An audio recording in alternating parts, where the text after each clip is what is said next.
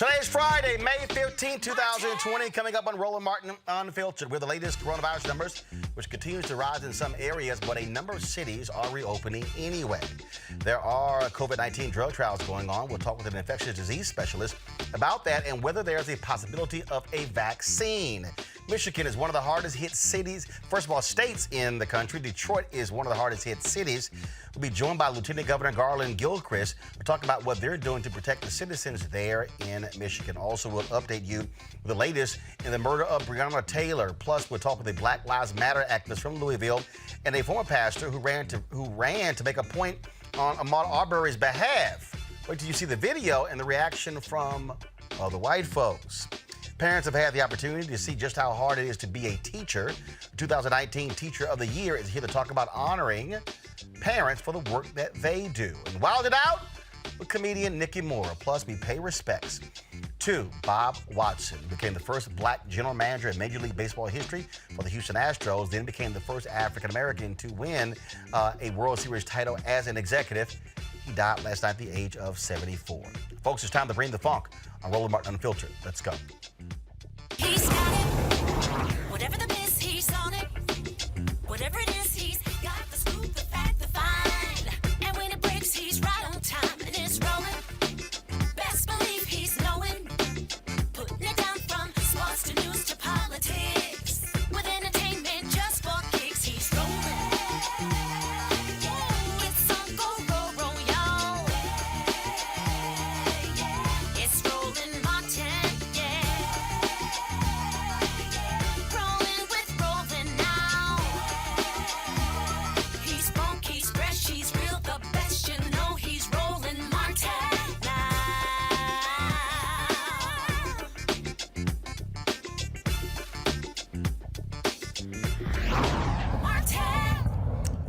All right, folks, as of today, there are 1,477,227 confirmed cases of coronavirus in the United States, 88,110 deaths so far, folks. We are fastly approaching 90,000. 307,916 people have recovered. Now, one of the things that's interesting here, and frankly, it's weird, if you will, is that you're dealing with a truly crazy person who is president. Yesterday, this nut was actually in Pennsylvania. And he made this stunning comment regarding testing that we're all still sort of trying to figure out what the hell he was talking about. I mean, it's crazy what he's talking about.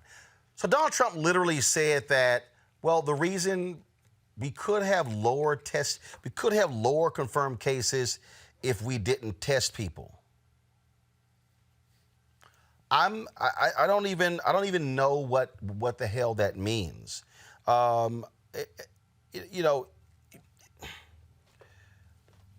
what we're dealing with, folks, is how truly nuts this dude is. First of all, I mean, listen to this. The best test we have tested 2 months ago didn't even exist. Our great companies came up with things, Abbott Laboratories and so many others. They came up with things at Roche. They came up with things that nobody even believes. So we have the best testing in the world. It could be the testing's, frankly, overrated. Maybe it is overrated. But whatever they start yelling, we want more, we want more. You know, they always say, we want more, because they don't want to give you credit. Then we do more, and they say, we want more. But we have the greatest testing in the world. But what we want is we want to get rid of that. And we have the best test. We have tested. Oh, okay. I don't even know what that. Like literally, I have no idea what the hell that means. I don't even. You can't even explain what the hell that even means. It's so crazy that PGA golfer Rory McIlroy, who has played golf with Donald Trump before, said not going to happen again. He was highly critical of this by saying that, why you keep making it sound like we're in some kind of competition with other states? He's like, we're not in competition with other states. Let's go to my panel. Rob Richardson, host of Disruption Now podcast. Brittany Lee Lewis, political analyst. Chris Prudhomme, Republican strategist. Chris, I don't understand. How do you say just how amazing and wonderful the tests are? First of all, he touts these Abbott tests. The FDA has now issued a warning saying that they're issuing many false negatives. 2, Trump says testing is overrated. What the hell is that?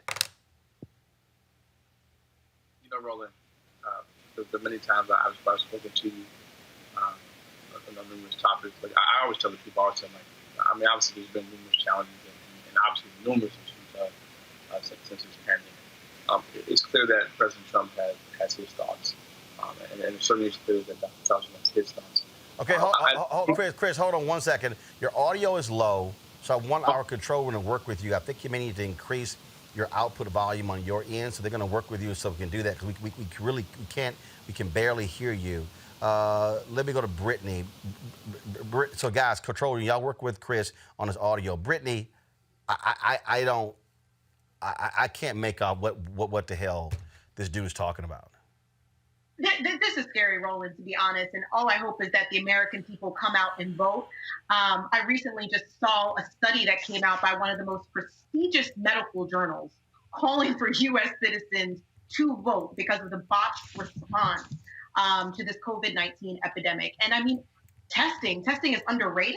We have 87,000 people that have died in this country as a result of his botched response. And we're still not doing the level of testing. We're nowhere near the level of testing that's necessary for all of these states to be opening up. It's absolutely petrifying. And I pray that he is not the president, when the election comes around.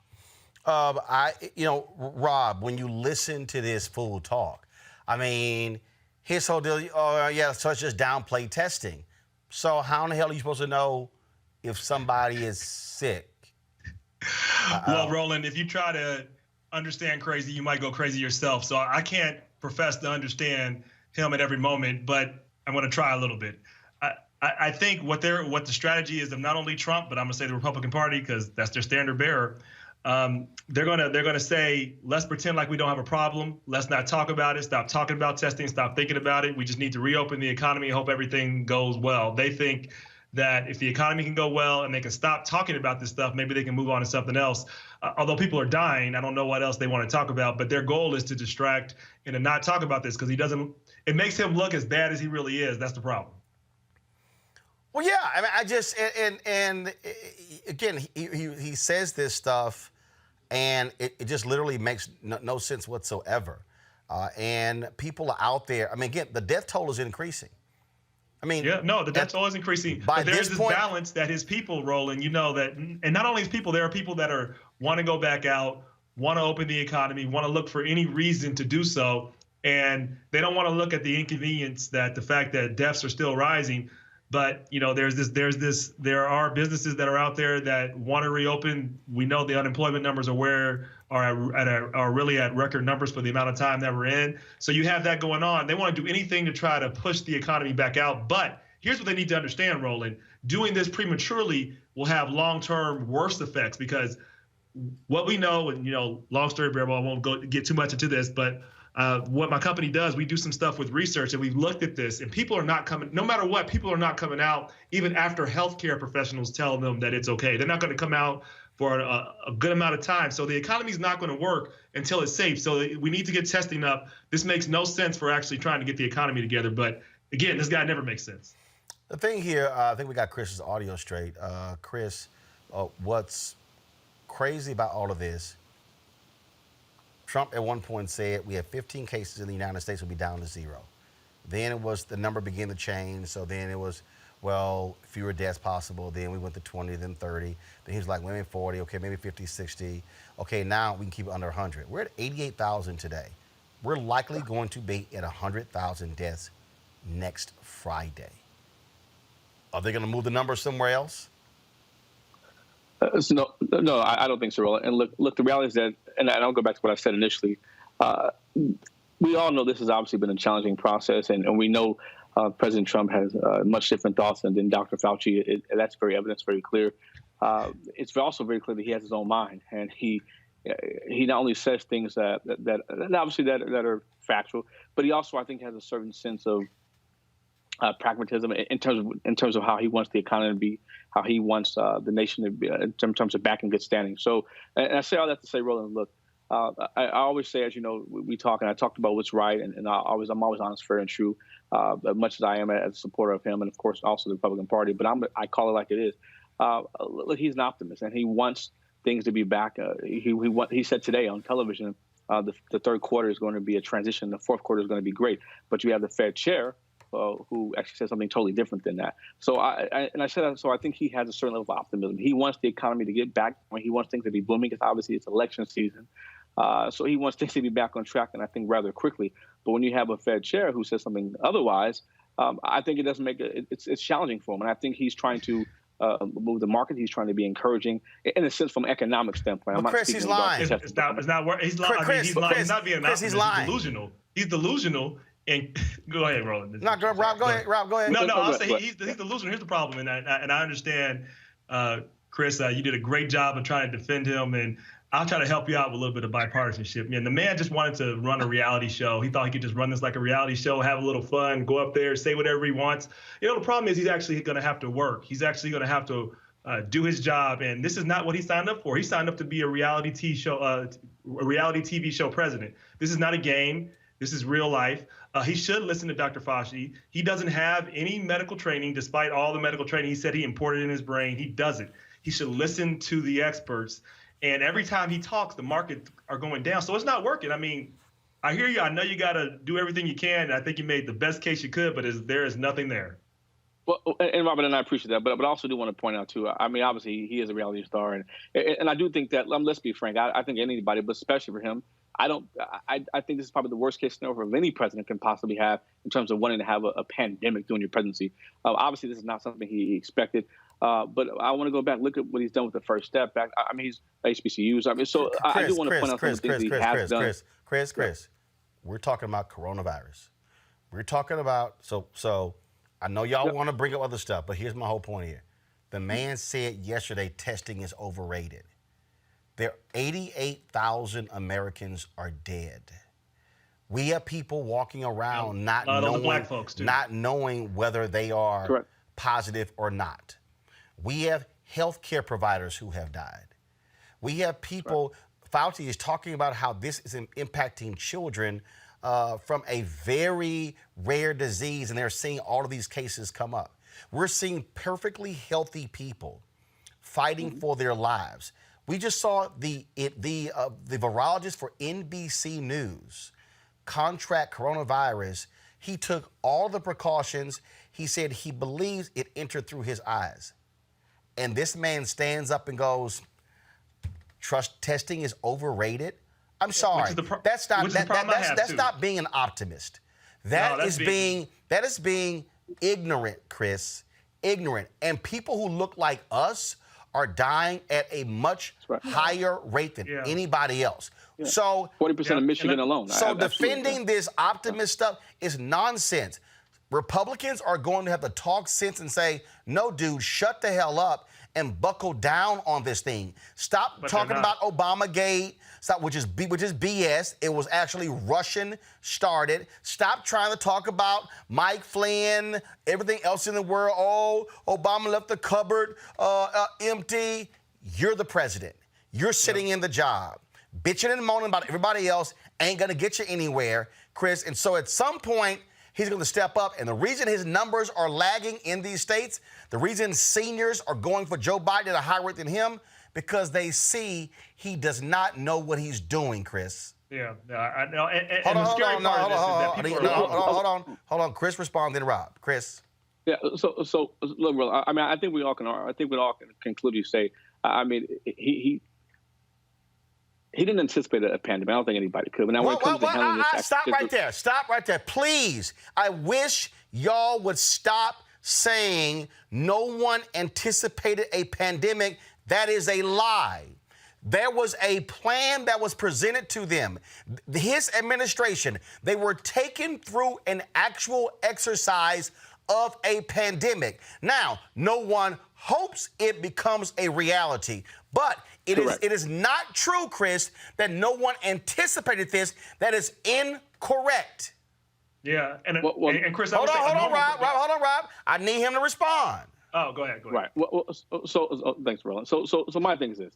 I think in any presidency, no one wants to have a pandemic, right? So when I say anticipated, that was not in his. So yeah, one could argue it's in his. I'm not going to make excuses for the man, but one could argue it was not in his thought process. I get that. What I'm simply saying is that when he was running for president of the United States, he never thought it was going to be a pandemic. Now, does that change things good or bad that has happened? No, it does not.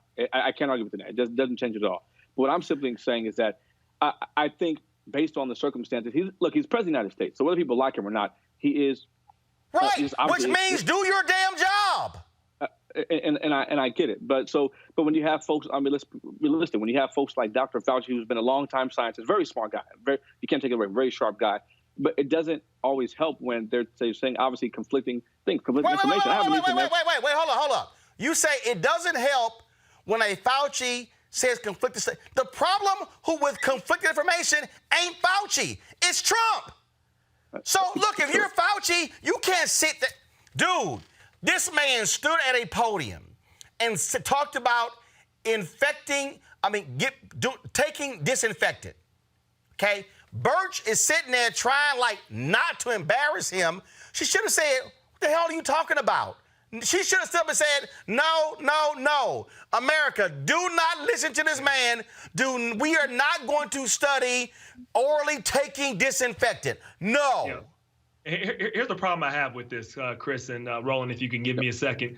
I've actually never shared this on TV or actually publicly yet, but my sister died earlier this year, and we didn't know what the reason for the death was. They thought it was the flu, but they said it was some type of flu that they never seen before. And now in hindsight, this was in late January. It could have been this. And so, look, I don't see this as a game. And what infuriates me and really pisses me off is that somehow people wearing masks have become like a political symbol. Like if you're wearing a mask trying to protect yourself, somehow you're taking the political side. This is nonsense. Follow the data and protect people's lives. So I don't understand any of this anymore. We're not talking about a tax cut. We're not talking about policy. We're talking about protecting people's lives. I don't understand how this has become political to follow science, and it shouldn't. Well, period. And Rob, and I do agree with you on that. I do, because the other day in the Senate hearing, it was actually pretty frustrating for me and I was being honest, looking at both sides of the aisle. And I thought to myself, I couldn't watch anymore, because to me, it was not about people anymore. It was about either people that love Trump or those that hate him. And so I do agree with you on that point. I think it's politicized so much. It doesn't matter what side of the aisle you're on, that we have to remember the people. We have to remember that people that have died. We have to remember us as Americans. And I think we need to put more emphasis on that. He's not, though. He's not. And Brittany, that's the thing that is frankly frustrating, because General Russell Honore has been sitting here constantly tweeting, saying you have to have a national testing strategy. We don't. What Donald Trump did was say, states, on y'all, do what y'all want to do, because he does not want to shoulder the blame. He does not want to have to marshal the federal resources. That's what you're dealing with. When you get rid of the one guy because he wouldn't endorse you and that drug, hydrochlor, whatever the hell it is, that Laura Ingraham. I mean, Brittany, when you have a Fox News host walking experts into the Oval Office to tout this drug, not real doctors, okay? And now the study shows that drug had no impact on improving the lives of people with the virus. Yet here you got Trump up there it could be a miracle drug. It could work. Maybe not.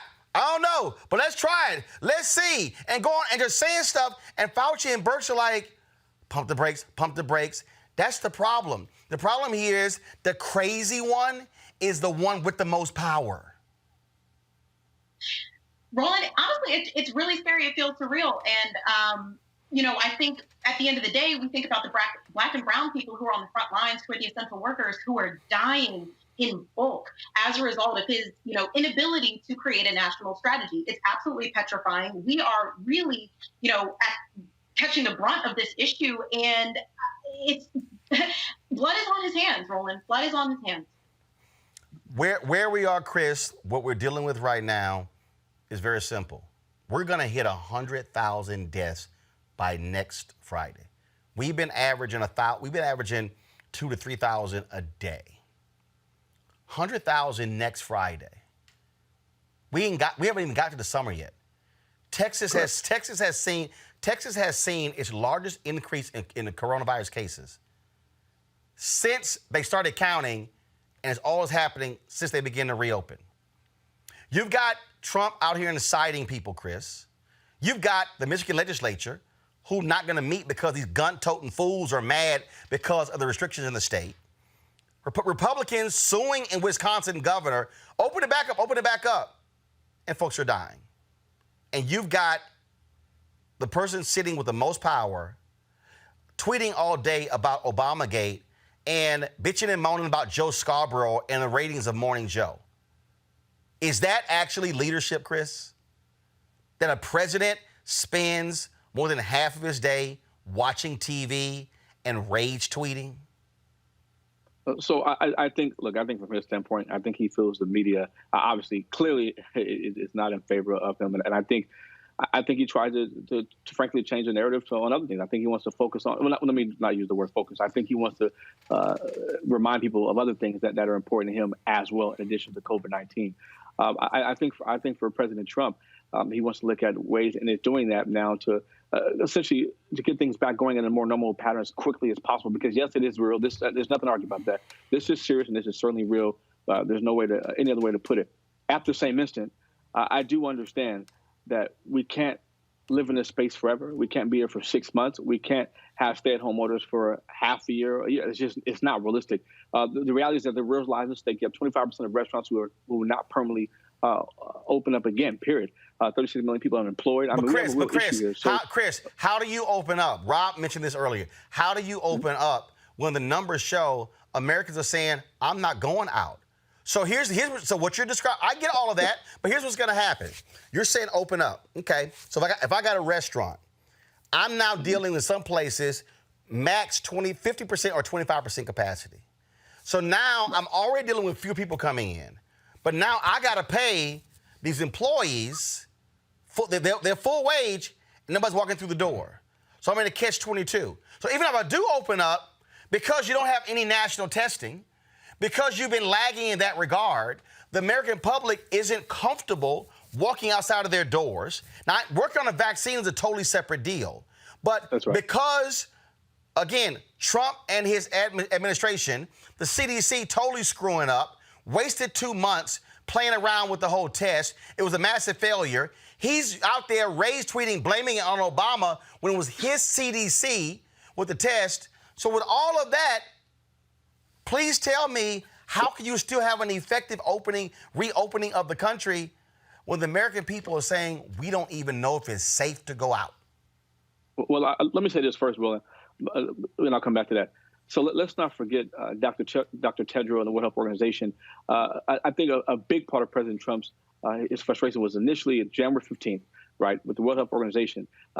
We had a lot of ambiguity around the transmission, human-human transmission, and that's been known. It's just a fact, the human-human transmission. And China obviously kept their secrets. Dr. Tedrow, the World Health Organization, things frankly were covered up, and I think that caused a lot of delays. I really do. That caused a lot of delays, caused a lot of frustration for the president. That's a separate issue, though, Roland. I just want to be. Chris, here's the problem with what you're saying. We have the stories of our own United States military intelligence who gave direct reports to him that he didn't read in early January. The reason we spend billions on U.S. intelligence is so we don't have to wait for a report from China. The United States intelligence, we have a unit in the U.S. military whose sole job is to track pandemics. They put it in his daily, highly classified briefing. And reports have been done by the Washington Post and the New York Times. He didn't read them. So you can keep trying to talk about the World Health Organization. Our own intelligence was telling him this pandemic is coming. We have emails from the guy in Texas who makes masks, emails from January saying, we're not prepared for this, it's coming. We have an email chain of health executives, CDC, all around the country, saying this thing is coming. He wouldn't listen to his own people. That was the problem, Chris. And here we are, May 15th, 3 months after the fact, still trying to play catch up, and he's in denial about a national test, and American people are just sitting here, and we're like, so what are we supposed to do? And he's, right, but was the human focused on Obamagate. So go ahead. Right, and I'm not disputing most elements of that, but my thing is this, Roland. Was human-to-human transmission, was that something that was looked at? Because I think that's it the was. big issue. January 15th. It was. So we knew the pandemic was coming. We obviously knew that. But I think a major factor and a major issue was the human-to-human transmission. That's something that has been But known. we knew it was human. We knew that. Like, we actually knew that. I mean, I'm just trying to understand, what's your point? So my point is, we lost a lot of time, January 15th. And again, I know you talked about the report that our nation has, but I'm talking about the World Health Organization, Dr. Treadrow, who we were looking to in the early stages of this for information, for understanding, and for knowledge. So I get what you're saying, but we looked to them for that. So I think we did lose time. No.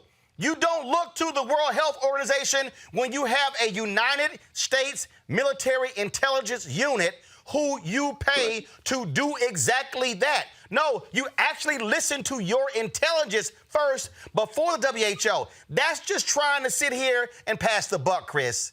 Yeah, be a leader. Be a leader. I mean, is he a leader or is he not? Like, if you're in charge, act like you're in charge, accept responsibility, and move forward instead of blaming China, blaming the World Health Organization, blaming Obama, who hasn't been in office for almost 4 years. Who else he wants to blame? He blames people within his administration. He never takes responsibility. Never takes any type of accountability. Chris, I just want to read this. This is a story right here. Right here. The headline is U.S. intelligence agencies started tracking coronavirus outbreak in China as early as November. I didn't see that report, but I want to look at it. Okay. I definitely will read it. All right. Let me bring in an infectious disease expert, somebody who this is what he does, because, folks, this is real what we're dealing with. Dr. Tayson Bell, critical care and infectious disease specialist, University of Virginia. Dr. Bell, welcome back to Roland Martin Unfiltered. You heard the conversation we were having here. Yeah. Doc, when Donald Trump stands before cameras and what comes out of his mouth, testing is overrated, that has to anger you as an infectious disease specialist. It is absolutely infuriating to see the leader of our country spewing this nonsense. Testing is absolutely important, and everyone who has any sort of confidence or intelligence about them understands that in order to safely open up the country, to know what's going on in our communities, you absolutely have to have testing. And the reason it seems like we haven't met the goal, and so he's shifting and saying it's not important. It's always been important. It always will be important. The fact that you're not making it there, you need to own it up and just say that this is what we need to do to increase our testing capacity. You don't then say it's not important. So yes, when I saw that, so first of all, I've learned to just expect nonsense, but every now and then it just seeps to a lower level. This was beyond the pan, beyond the fold, and I couldn't believe it. I have no words for it. And again, when we see the fact that we just showed the graphic there, nearly 90,000 deaths in this country. We'll be at 100,000 next week. And again, the moving of the goalposts, it also has to be infuriating that we don't have a national testing strategy. That I remember the news conference, the Rose Garden. It was CVS, and it was Walgreens, and it was Walmart. How we're going to have remote testing all around the country in these parking lots. Hasn't happened. He stood there and touted, Abbott has this great test, unbelievable test. Now the FDA is warning about all his negative results because, again, wasted time.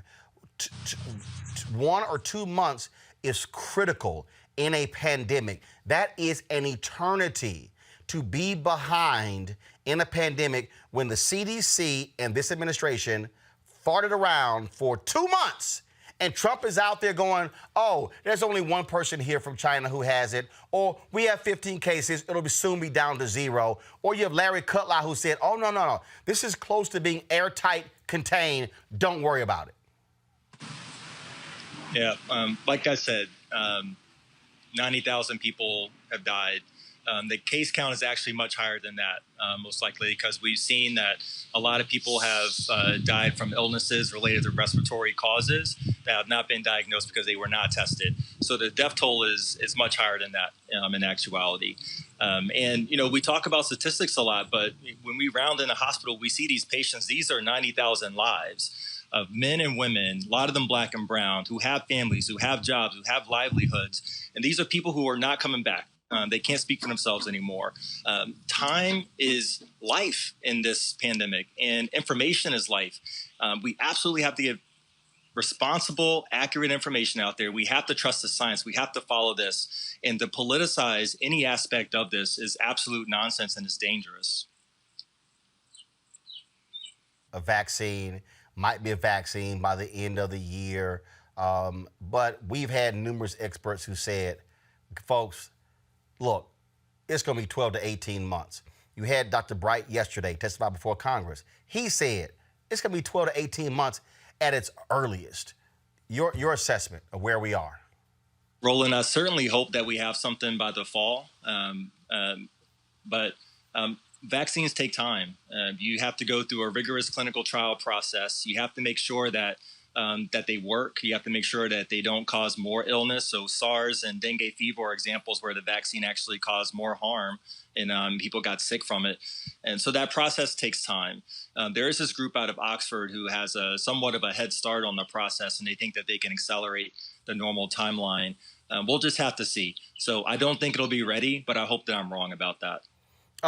There was a news conference today where there was this big announcement about coronavirus drugs and things along those lines.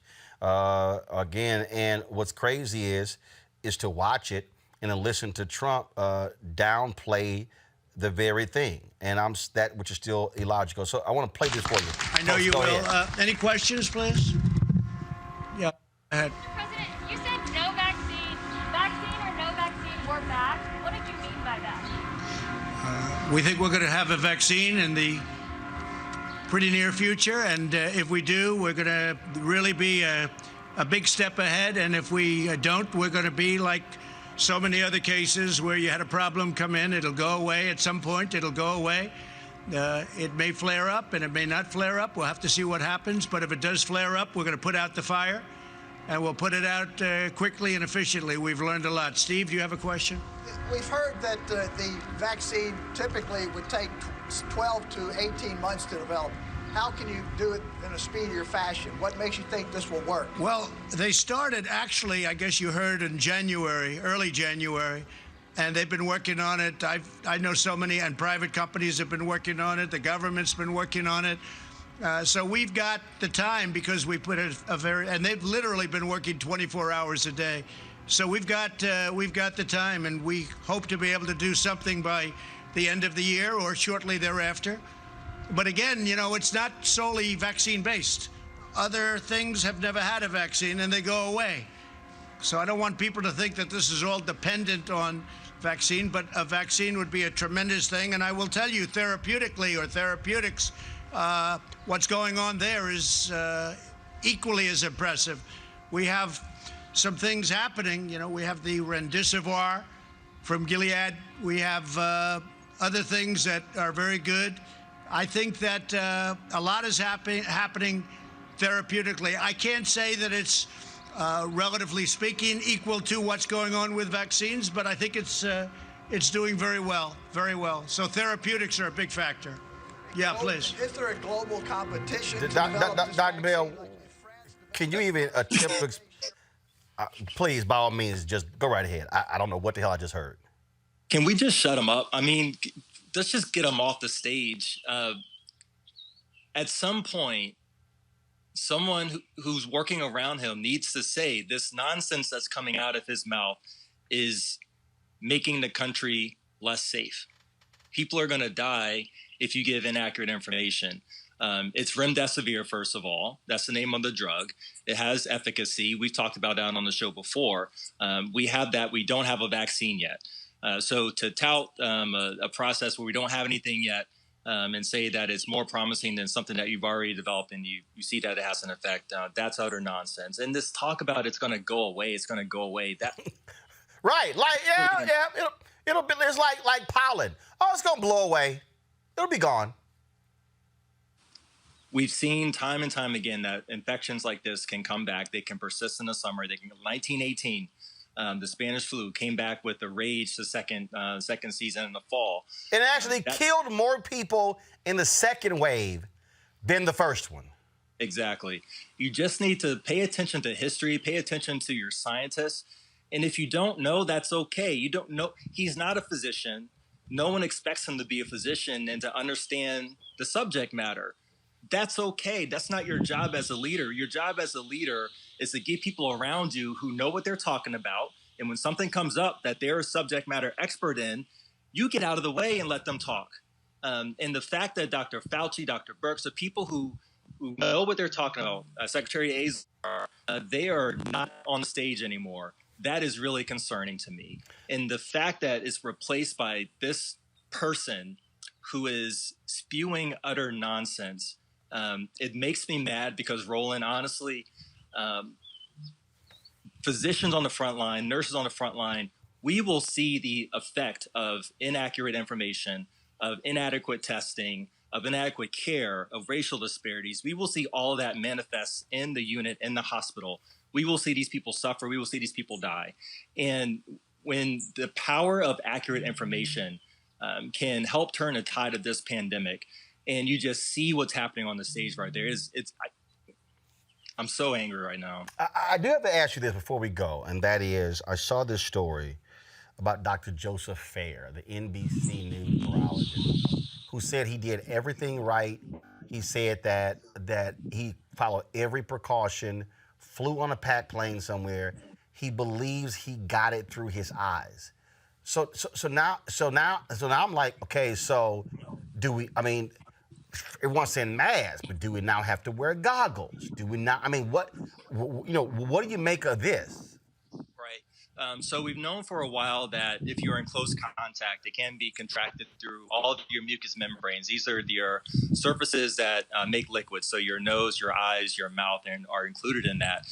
If you're in close contact, then it can get into your eyes and cause infection that way. And that's why part of PPE, when we go into patients' rooms, includes a mask and goggles or some form of eye protection so that we can make sure that we protect ourselves that way.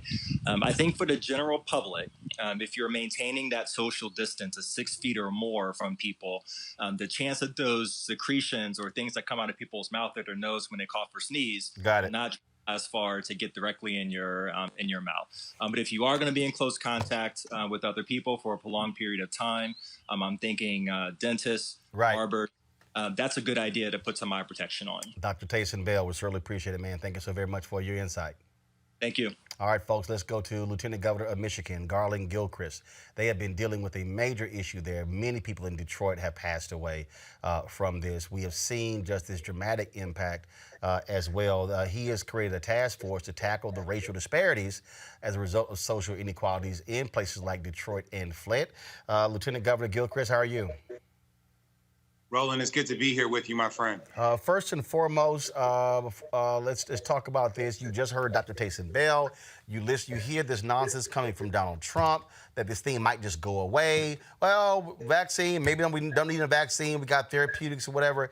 Yet we're seeing people who are, a bus driver in Detroit, woman coughs, he's dead 2 weeks later. This is not, and all the people trying to talk about, HIV and AIDS, look, you can get HIV or AIDS and you can live for the next 20 years. We're seeing people who are dying 2 weeks later. This is real. And to put this on a personal perspective, I've lost 20 people in my life to COVID-19, including a cousin yesterday. This is hitting our community, the Black community in particular, in ways that it's not hitting other parts of our population. In Michigan, Black folks make up 14% of the population, yet we've accounted for 40% of the people who've died, 41% actually, of the people who've died in the state of Michigan. So that disparity is clear, and this virus kills so quickly. And to your point, we have so many people of color and Black folks are overrepresented in the people who, even in the midst of the stay-home orders that have been in place in Michigan and other parts of the country, have still had to go to work because you work at a grocery store, you're a bus driver, you're a nurse, you're an administrative professional at a healthcare facility, you're a utility worker, you're a first responder. And so you're out there risking your life to make sure others can stay home and stay safe. And that is one of the things that the Task Force on Racial Disparities here in the state of Michigan is looking to tackle. What kind of protections can we have for uniquely vulnerable people? And in places all around this country, that's Black people. Are you in Michigan, are you getting what you need, or are you still battling with other states for PPE, for other things along those lines? Because you swear, listen to Kayleigh McEnany and Trump, that all states are getting everything that they need. We're all fine. We're great with tests. Everybody is good. I mean, the lack of a national strategy on testing and on personal protective equipment absolutely directly contributed to loss of life in my city of Detroit, where I'm speaking with you from right now, in the state of Michigan and across the country. We have worked hard, and frankly, I think every state leaders across the country have worked as hard as they can to try to procure equipment, to procure testing kits and testing component in the absence of that national strategy. And we've put in place plans where now FEMA is stepping up. And now they are delivering equipment and testing swabs and components so that we can ramp up our testing, because there is no way to move forward without adequate testing. But we still need more from the federal government. This is the job of the federal government, to make sure that every state in our nation has the resources they need to respond to things that are bigger than statewide problems. And certainly a global pandemic qualifies for that. So we're on the right path thanks to the professionals who've been working so hard in Michigan, in the public and the private sector, at the municipal level and the state level. People have really stepped up and stood tall. So I'm proud of that work, but we have a lot more work to do, and we can do it better when we come together. When we talk about how so many of us are being impacted, New York Times has a story now about all of these hospitals who have stopped surgeries, losing lots of money. Mayo Clinic could lose $900 million this year. Johns Hopkins, $300 million. But many of the hospitals that serve low-income folks are even in a more desperate situation. What is it looking like there in Michigan? I mean, it's been a tough situation, and it's been, frankly, tragically ironic to see hospital systems doing cutbacks in the face of the biggest public health challenge of any of our lifetimes. But it calls into question and under a bigger understanding as to how hospital business models work. Certainly the reason that we asked for there to be a pause in those sort of elective procedures is because we needed to make sure that all the equipment was available to treat the spike, or the potential spike, in COVID-19 patients, that we had as much medical equipment, hospital, bed, ICU capacity so that we could take care of people who may have contracted this deadly virus. And so as we move forward, as our public health system has built that surge capacity and now may have the ability to withstand any surges in the future, we're on a path towards re-engaging those type of activities and those kind of surgeries. And I think that's going to help that hospital business model. Before you go, I got to ask you about this here. The decision not for the legislature not to meet because of these armed protesters. I'll be perfectly honest with you. I can't imagine state legislators, if a group of Black protesters were there, they're saying, oh, no, we're too scared to meet. That's why you have police. That's why you have folks there.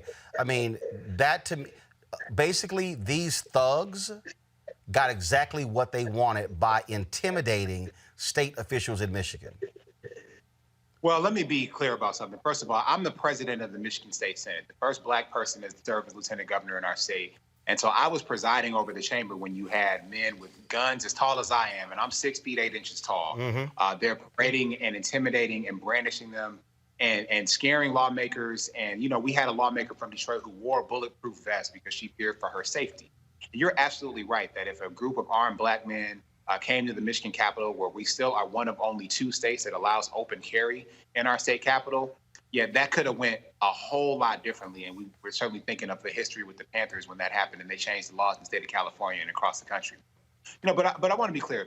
They were not there, frankly, about the stay home, stay safe order. They weren't there about COVID-19 because, you can't shoot a virus. So having a gun at that kind of protest or demonstration has another purpose. And especially when you couple that with the racist imagery you saw. I mean, we had a state senator wear a Confederate flag on his face. We had people having those Confederate flags draped on those weapons. We had Nazi swastikas. We had, sexist symbols of people hanging Barbie dolls because we have a female governor here in the state of Michigan, Gretchen Whitmer.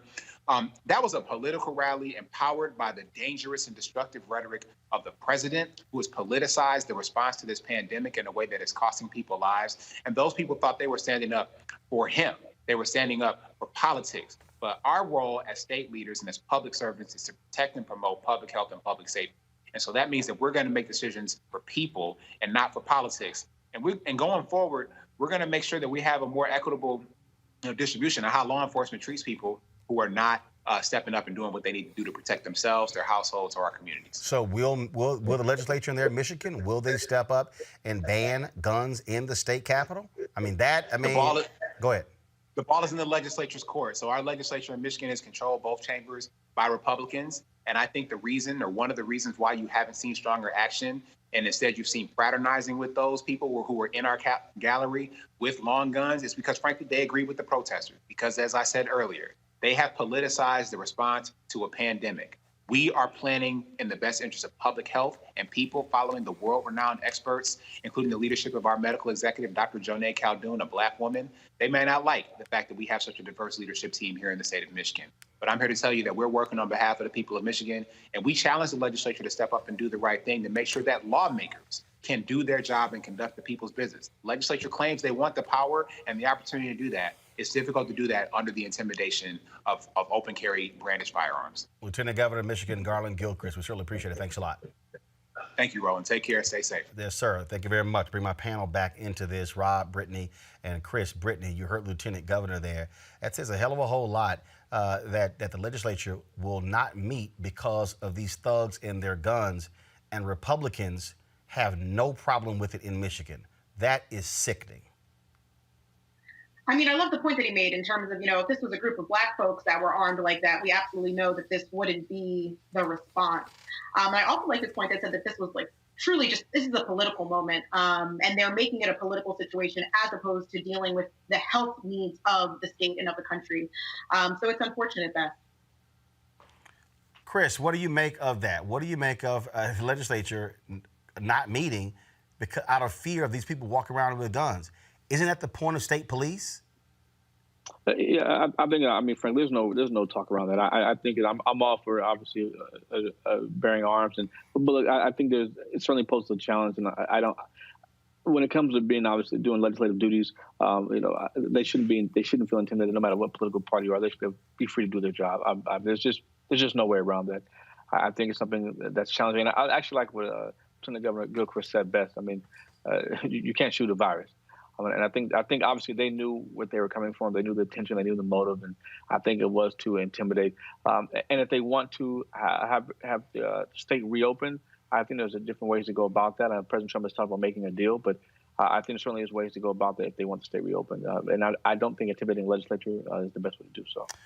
Rob, real simple. What these are the Tea Party thugs who Donald Trump is trying to rile up because he needs white anger and resentment in order for him to try and win in November. Yep, pretty simple. And let me just say, here in Ohio, we actually shut down businesses as well. There was some protests, but not near that level. I wonder why. Oh, because we have a Republican governor. Because this is not about the virus. This is just about trying to get people mad. And what does the Confederacy have to do with the virus? And what's swastikas? What does any of that have to do with the virus? It doesn't. These people are just trying to intimidate. They're looking for reasons to be angry, and they are thugs, and they need to be checked. And I think this is about intimidating people. It has nothing to do with the right to bear arms. Nothing. And in fact, that legislator who wore the Confederate mask first tried to deny what it was, then admitted it was indeed a Confederate flag mask. Yeah. Right. I mean, that's what they do. That's what they do. They deny, and then they try to blame you when you call them out on their racism. Like, why are you always talking about race? Why are you being racist? Let's stop. And I do want to point out, and obviously clearly that's wrong. Obviously, try to cover up the Confederate flag and then say it was. I'm with you on that. But I do want to point out, not every Republican. Let me say this carefully. I think people associate many times especially in this particular administration. People talk about Republican Party, they talk about racism and Confederate flags. I mean, there's a reason for that. I'm black. Chris, what was that? I missed it. Chris, let me ask you a question. Out of both political parties, which one defends the Confederate flag over the other? Well, so I don't want to say it's a party statement, Roland. Okay, Chris. Yeah, if there are people who are members of the Democratic Party, and there are people who are members of the Republican Party, which one of those members are more likely to defend Confederate flag and Confederate statues? Which one? So I think we all know that traditionally, if there are any individuals who have any of those type of issues, it's generally on the right side. Their party affiliation is on the right side of the aisle. So hold on. So let's unpack that. So the point I'm making is, anytime you see these, so in Congress right now, who is the person who lost his committee assignments because he made what essentially were white supremacist views? Is Steve King a Republican or a Democrat? Well, now Steve King is a whole other situation. No. Is Steve King a Republican or a Democrat? He's a Republican. Now, when you look at Mississippi, in terms of Confederate flag, recognizing Confederate history, Virginia, recognizing that, who is more likely to recognize the Confederate history, Republican governor or Democratic governor?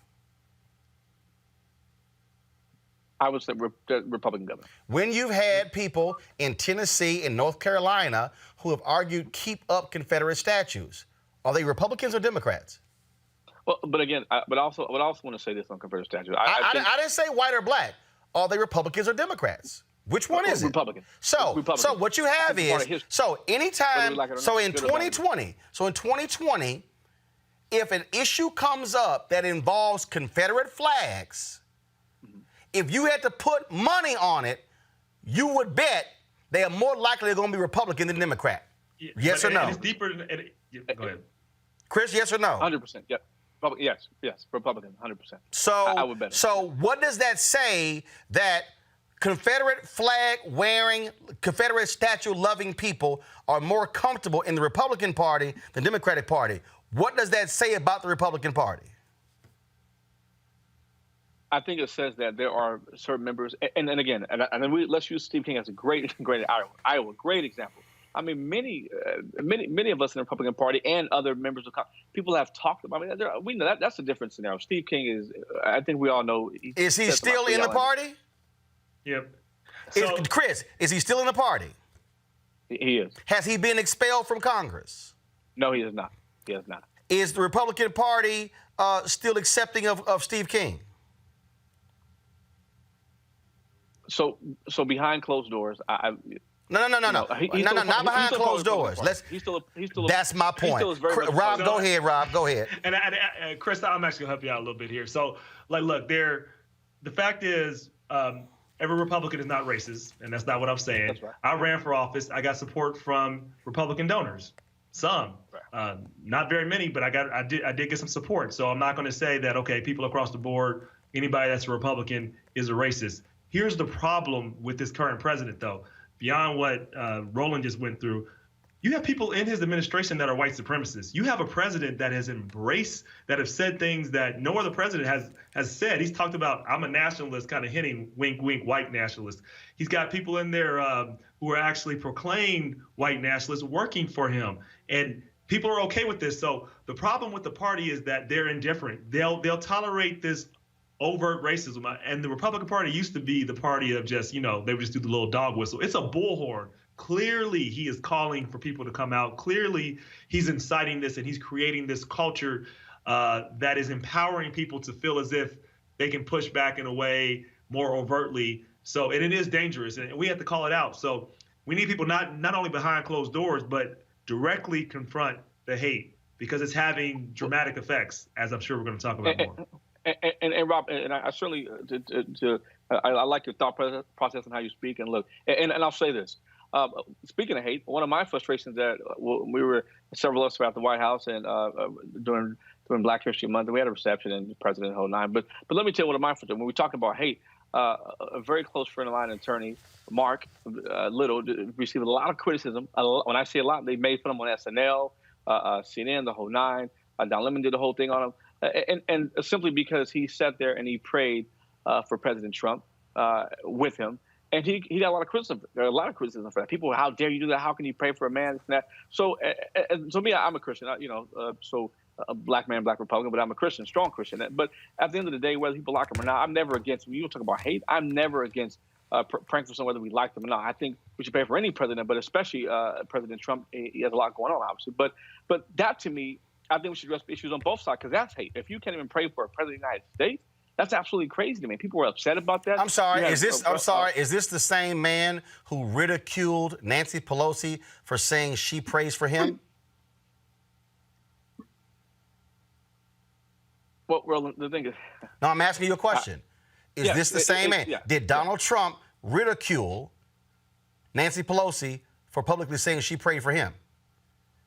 But this is the same Donald Trump who white conservative evangelicals love, who they hold up, who talk about how God placed him there. So, Chris, if you're going to take offense to people being critical of Mark Little, well, then you should be criticizing Donald Trump. If you're going to say as a Christian, that's why you don't like their comments, well, then you should be equally offended when Donald Trump ridiculed Nancy Pelosi for saying she prays for the president. Do you? But I want to say this, Roland. I do want to say this. I think you and I both know Pelosi doesn't like the president. All right? No, hold up. Can you answer my question? Was it wrong? Yeah, so if Nancy Pelosi said, you said, I'm a Christian. Nancy Pelosi says she's a Christian.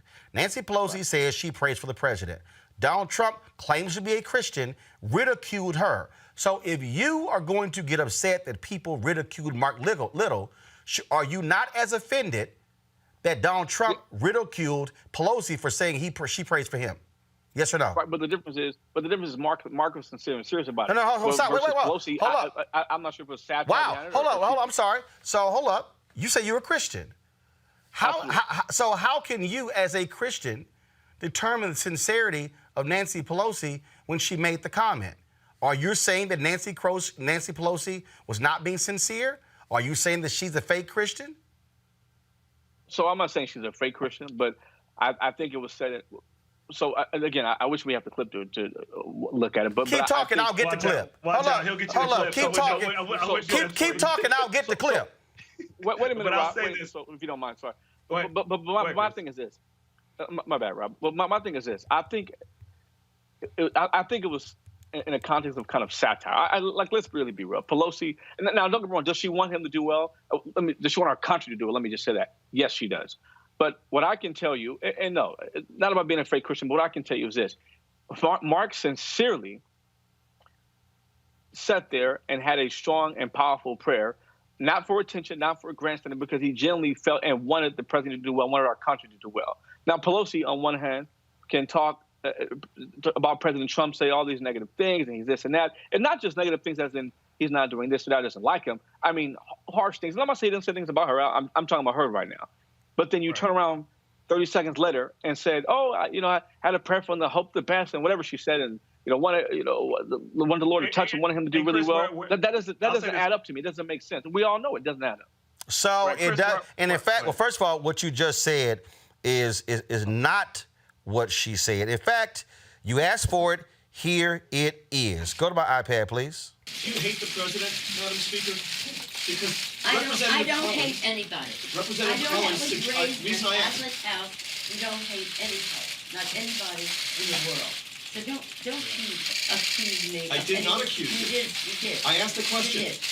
And Representative Collins yesterday suggested that the Democrats are doing this simply because they don't like the guy. I have nothing to do with it. Let me just say this. I think it's an important point. I think the president is a coward when it comes to helping our kids who are afraid of gun violence. I think he is cruel when he doesn't deal with helping our dreamers, of which we're very proud. I think he's in denial about the climate crisis. However, that's about the election.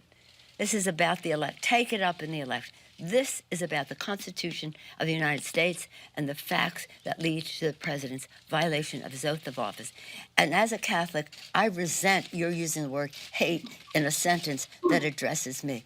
I don't hate anyone. I was raised in a way that is a heart full of love, and always prayed for the president. And I still pray for the president. I pray for the president all the time. So don't mess with me when it comes to words like that. Chris, you called that satire. So I don't think that she, and I'll be clear, I didn't say the word hate, but what I will say. But what you said is, you said her comments were made, they were satirical comments. We just played them. Correct. We just played them. I did say that. What was satirical about what you just heard? Well, because my thing is this. She can't say negative things about the Trump and he's difficult playing, all these negative connotations she talks about the president, right? And then you can't say 30 seconds later, I sincerely, and I'm not saying she doesn't, but what you can't say is... Actually, you can. What she said is, she separated. She said, stop, that's politics. On this... Yeah. So, I mean, she was real clear. She said, wait a minute, that's politics. She said, take that up in the election. Brittany, go ahead. Absolutely. I think this is a lot of political theater. And I think, at the end of the day, whether or not Nancy Pelosi wants to pray for somebody is really beside the point, because we're talking about Christians being invested in making a difference and doing Christian-like things. And we would actually have to talk about the policies that Donald Trump is trying to uphold, which are obviously not Christian in and of themselves. You're not going to lock kids in cages along the border if you actually are a true Christian and you care about individuals. You are not going to that wasn't just President Trump, allow white supremacists to do things that's going to incite violence against Asian Americans, against Black Americans, if you are a true Christian. I think it's very evident that Donald Trump's policies don't speak to someone that is actually a Christian or that actually wants the best for this country. And I think whether or not Nancy Pelosi is criticizing Trump, I think is really beside the point. Like, she can pray for him, that's fine. But at the end of the day, I think it's very interesting. We see all these Christians supporting and backing Donald Trump, knowing that his policies aren't very Christian-like at all. Rob, Rob and Chris. You're going to like some of what I say. You're not going to like some of what I say. Where I thought you were going with this is the fact that simply because a Black person happens to be a conservative or happens to be a Republican means that they're a sellout. We have to hate them and talk about them a certain way. I disagree with that completely. Now, that being said, I have Black conservative friends, and I will wound them with the truth, because real friends will hold you accountable. And this president is not like normal Republican presidents. He requires another level of introspection. He requires another level of criticism, because he has embraced hate in a way we haven't seen before. Therefore, we're not talking about how much money one gets, or we're not talking about economic policy. We're talking about the fact that he doesn't respect people of color. He doesn't respect Black people. And that's the problem I have with the words he says. That's the problem. In the climate he creates, it is dangerous. That's what I think. And that's the reason why we have to call these things out when we hear them. Chris, final comment. Thanks, Will. I just hope that we can all come together. And I genuinely mean this. I hope we can all just come together. And I think it's a lot of backbiting on both sides. Obviously, it's a real problem. So I really hope that we can generally put all of our issues aside and really come together, not just for COVID-19, but as a nation, because there's a reality. President Trump, let's say he gets reelected, right, which I think is a strong possibility. It's another 4 years. And I'll say this overall, not just as American people, but as obviously as a Black man in our community, we can't sit for, at that point, it would be nearly a decade, 8 years, right? It's almost 10 years. We can't sit here and say, and be pissed off and nothing happened. We have to sit here and say, okay, how can we advance ourselves as a culture? How can we do the best for us as people? That's why I think it's important. So my biggest thing that I always tell folks all the time is that you can't sit here, be frustrated, be angry, and not want to have anything done, or be mad because so-and-so talked to them and so-and-so didn't talk to them. We have to be about what can we do as a country, as a nation, and overall, our community has suffered for so long. We have to look at this and say, okay, he's now president and he's reelected president. What can we do to come to the table to doing things better for our community? That's what I would really urge us to do and come together to talk about. And maybe, Roland, that could be a segment on the show. I think it's really important that we look at that and say, what can we do to work together, and how can we advance our community? I have no problem working together, but when this administration is afraid to come talk to Black media, that won't happen. When this administration is afraid to sit down with Black people who disagree with him, that's not going to happen. And we're going to have an honest conversation. When you have this administration okay, who on one hand wants to tout the First Step Act, but on the other hand sides with cops when it comes to consent decrees, when it comes to prosecuting people at the highest levels, reinstating private prisons, we can have a much broader conversation.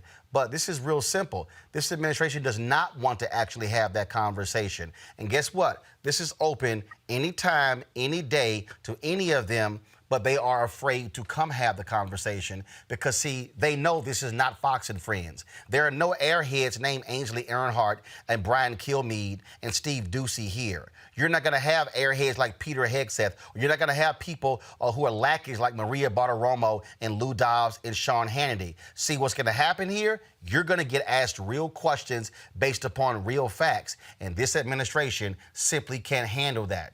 But if they want to have the conversation, Chris, please carry the message to them. I'll be happy to have it anytime, any day, anywhere. When we come back, and I'll say this: I certainly will relay that message.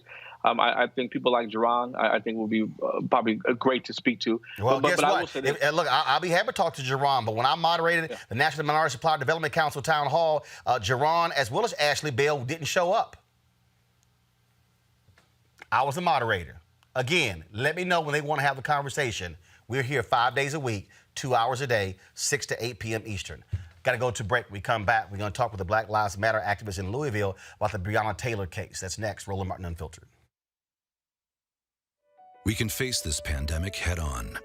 We can do what it takes to protect our families and our communities.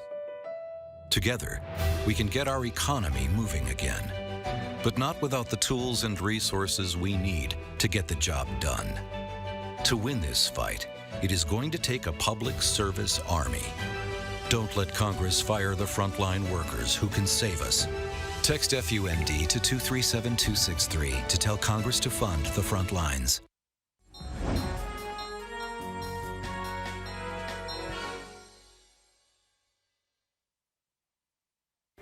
I would have never been able to raise 5 kids alone without this excellent job and the security of my union working closely with my employer to make sure that I got the raises I deserved, that I had the medical benefits I deserved, that my children needed, making sure I have job security, making sure that I'm overall successful.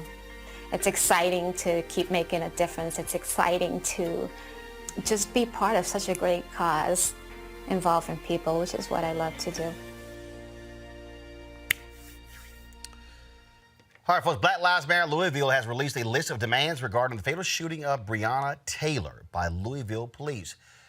They're asking for a transparent investigation, dismissal of charges against her boyfriend, and the release of 9/11 recordings. Joining me now is Chanel Helm. She's the core organizer for the group. Chanel, glad to have you on Roland Martin Unfiltered. Thank you so much. It is unfortunate this case has not gotten the attention it deserves early on. It really took black folks having to yell, scream, holler, and protest just to get the attention that it deserves. I mean, this shooting took place in March. Yeah, the early morning of March 13th, one of our accomplices hit us up and was like, they shot somebody. It's a mess out here. And I was like, what do you mean it's a mess? She's like, they just been out here for a very long time. And so that's when we knew that something was way, way wrong with this situation. A few of our adjacent family members of some cases that we had before were like, they went in a botched raid, they did another no-knock, and she's gone. And I'm like, who? And they said Breonna Taylor. And then we started getting the information, and it's just been crazy ever since. I'm so thankful that they were able to get legal counsel and start that right away. But LMPD, Louisville Metro Police Department here, has been ambushing black folks, especially in the last 4 years, just repeatedly. 2 weeks later, they ambushed a black man outside of the hospital downtown in the middle of COVID. And 6 months before that, Shelby Gazaway at a Kroger's, especially like almost a year to a white man walking into a Kroger's shooting black people. And this is a year today that they ambushed DeWantes Mitchell after some rogue surveillance. It's just been really tiring, but, you know, we're ready for the fight. And the demands we sent out, it's just got to build a foundation for it to stop, actually. Of course, the governor is now called again for a transparent investigation as well. You have folks who are saying these cops should be suspended. 3 cops involved. They're in desk duty, correct? Yes, they are. Those cops actually should be fired, and we are really calling for one of the early Ferguson demands, which was snatch their pensions too. We watched these cops across the nation, do horrendous crimes, murder people, and then be able to get placed, in different police departments as if, they made an accidental mistake or they've had a lot of tardies at work. They've murdered people. And so we believe that they shouldn't be able to get that job again. I know the family is asking for them to go to prison, but we know that there's protections even if they were found guilty. They get out early or they have special prisons that they go to.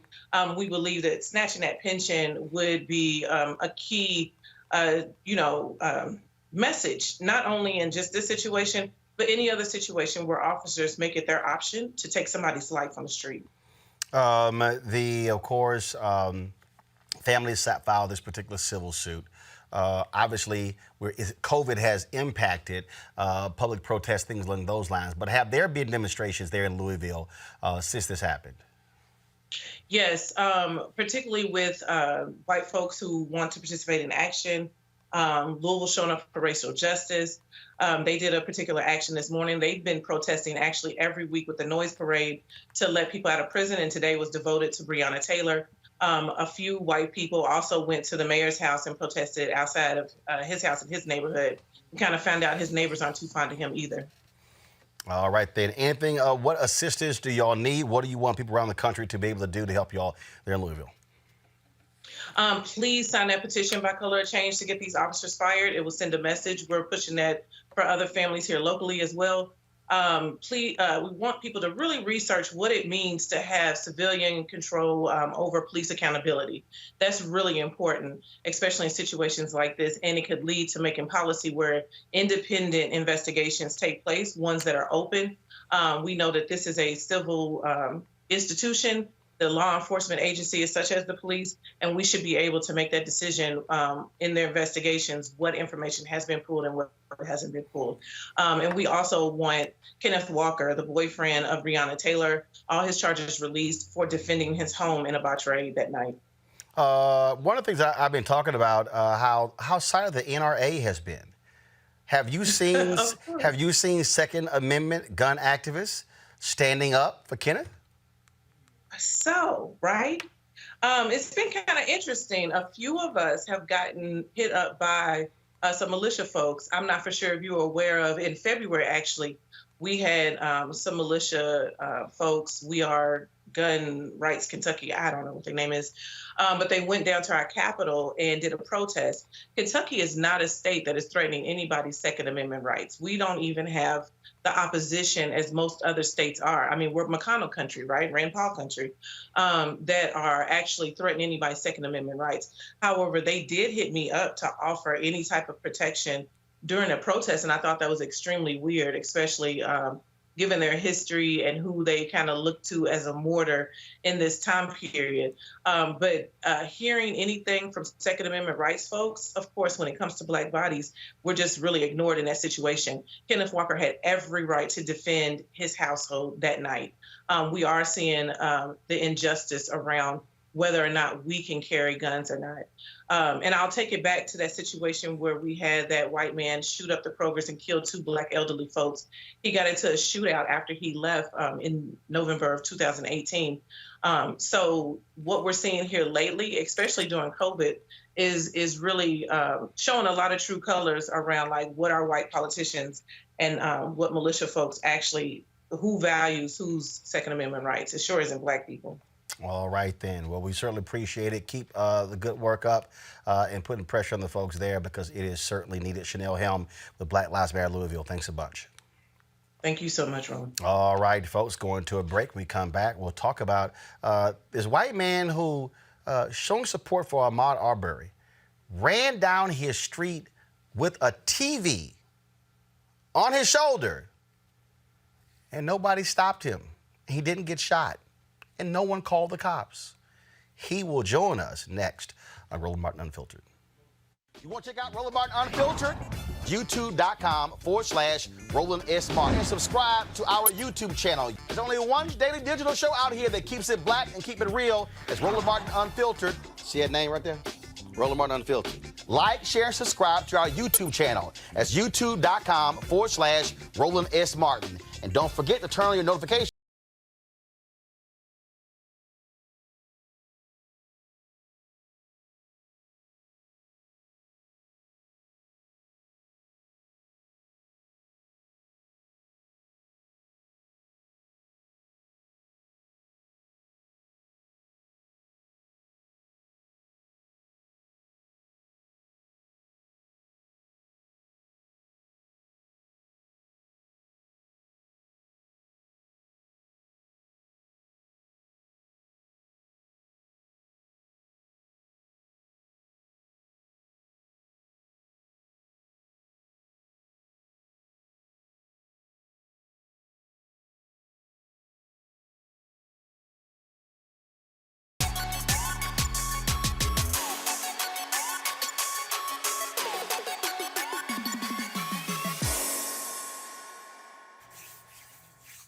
All right, folks. The folks at Ceek, go to my iPad, please. At 9 p.m. Eastern, they're going to be having this first of its kind virtual comedy experience. D.L. Hughley, Spencer, and others. Again, you see the countdown clock right there. It's going to be in 1 hour and 21 minutes. And so what you just saw there, this is the Ceek VR headset created by Mary Spiel, the sister. We had her on the show. Black woman. She actually is the inventor of this particular headset. And so what happens is you just simply place your phone right into here, and then of course close it up, and then go to their website and then their app, and you can actually experience the comedy showcase. And so they have these headsets, these VR headsets, on their site Ceek.com for sale. Then also they have these 4D 360-degree headphones. First of all, I love the two stuff because they're in black and gold, my frat colors. But these are awesome because for gamers, it comes with detachable headset, and again, folks, it gives you 360-degree sound. Amazing sound. If you want to buy these, you have a promo code you can use. This is just for our followers, and it is RMVIP 2020. RM, in fact, we should have a graphic. So, guys, next time on Monday, be sure I need a graphic. So, RM VIP 2020, RM VIP 2020. Put that promo code in. If you want to buy the headphones, buy the VR headset, you get that discount to buy it. They're amazing. But again, be with me. I'll be there checking out the comedy showcase. I'm definitely going to have these on because I want to experience. Again, they've never done this before. A live virtual reality comedy showcase. And so I'm looking forward to that. And so that's going to be, so you go to Ceek.com, CEEK.com. And again, you'll see right here, go to it. It's in 1 hour and 21 minutes. And so I'm certainly looking forward to hanging out with D.L. Hughley, Chris Spencer for this one-of-a-kind deal. And so Ceek.com, RMVIP 2020. So be sure to check it out. And we thank Ceek for partnering with us here at Roland Martin Unfiltered, just like we thank AFSCME for partnering with us as well on the show. And shout out to Lee Saunders. Today is his 69th birthday. Lee is, of course, the president of AFSCME. And so happy birthday to my frat brother, Lee Saunders. Folks, on Ahmaud Arbery's birthday, thousands around the country joined with hashtag Run With Maud movement and documented their 2.23-mile runs using the hashtag. Well, a former pastor in Vero Beach, Florida, ran more than 2 miles while clutching a flat-screen TV to prove that the color of his skin was enough to protect him from the fatal treatment that Ahmaud received. Watch this. Hey guys, going on a nice leisurely jog here in the South, in a suburb, carrying a TV, and perfectly safe. Wonder why that is. I run with Ahmaud. All right, I figured it out. I've got my hat on backwards. I'm shirtless, like I'm on some episode of Cops. I'm running with the TV. Someone's gonna stop me now for sure. Because if not, what was the problem with Ahmaud? Hey, Mom. When I told you I was gonna run through a neighborhood carrying a TV, did you worry for my safety? No. Did you think someone would call the police? No, of course not. Huh. I wonder why that is. Joining us now is that former pastor, Richard Desmond. Richard, welcome to Roland Martin Unfiltered. It's absolutely my pleasure to be here. Well, not to be funny, but it's my privilege. That was that video that you did that's gone viral. A lot of people have been talking about it. And you said that here you are running down the street with a TV, and people just waving at you. How you doing? Like literally gave no thought. Why is this dude running down the street with a TV on his shoulder? None whatsoever, and I knew that people weren't going to react. I knew the police weren't going to be called. I could have made good money betting with some people on that one, I guess. But the reality is, I've even walked into half-built houses, been caught one time by the owner, and he ended up showing me around after we talked for a little bit, told me to come back in a week and see how his progress had gone. That's crazy. And see, what's interesting about this is so many people, since the story became national, Arbery story, people have been saying, black people, white people saying, I always do this. Now, look, the house I had constructed, I didn't walk in the damn house but one time because I'm like, I don't see what the heck is going on. I'll come back when the walls are up and it's all done. But that's a thing. But all of a sudden, what you're proving in your video is that when you change the color of the person's skin, it changes people's whole view of that situation. And Roland, let me be clear about this. I was the kind of person that when I first heard the concept white privilege, I didn't think it existed and argued against it because when I thought of privilege, I thought of sipping champagne on a yacht. There you go. And just living in luxury.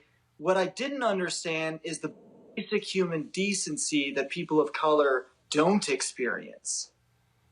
Well, you know what? What you just said is what I have long said, that the problem with the phrase white privilege is that, yeah, most people hear white privilege and they think an aristocrat, they think a WASP, they think somebody who is rich, not realizing that you can be the brokest white person in the world, but you get white privilege just because you're white. One of the things that has really come out to this, because I've been invited to all these amazing conversations and I'm learning, I'm growing, I'm figuring things out for the first time, is that a lot of people of color, they don't know how little we know as the white community. We hear about this every once in a while. Yeah, we do. Some do. Yeah, some do. But a lot of us are ignorant. We just don't know how bad the problem is.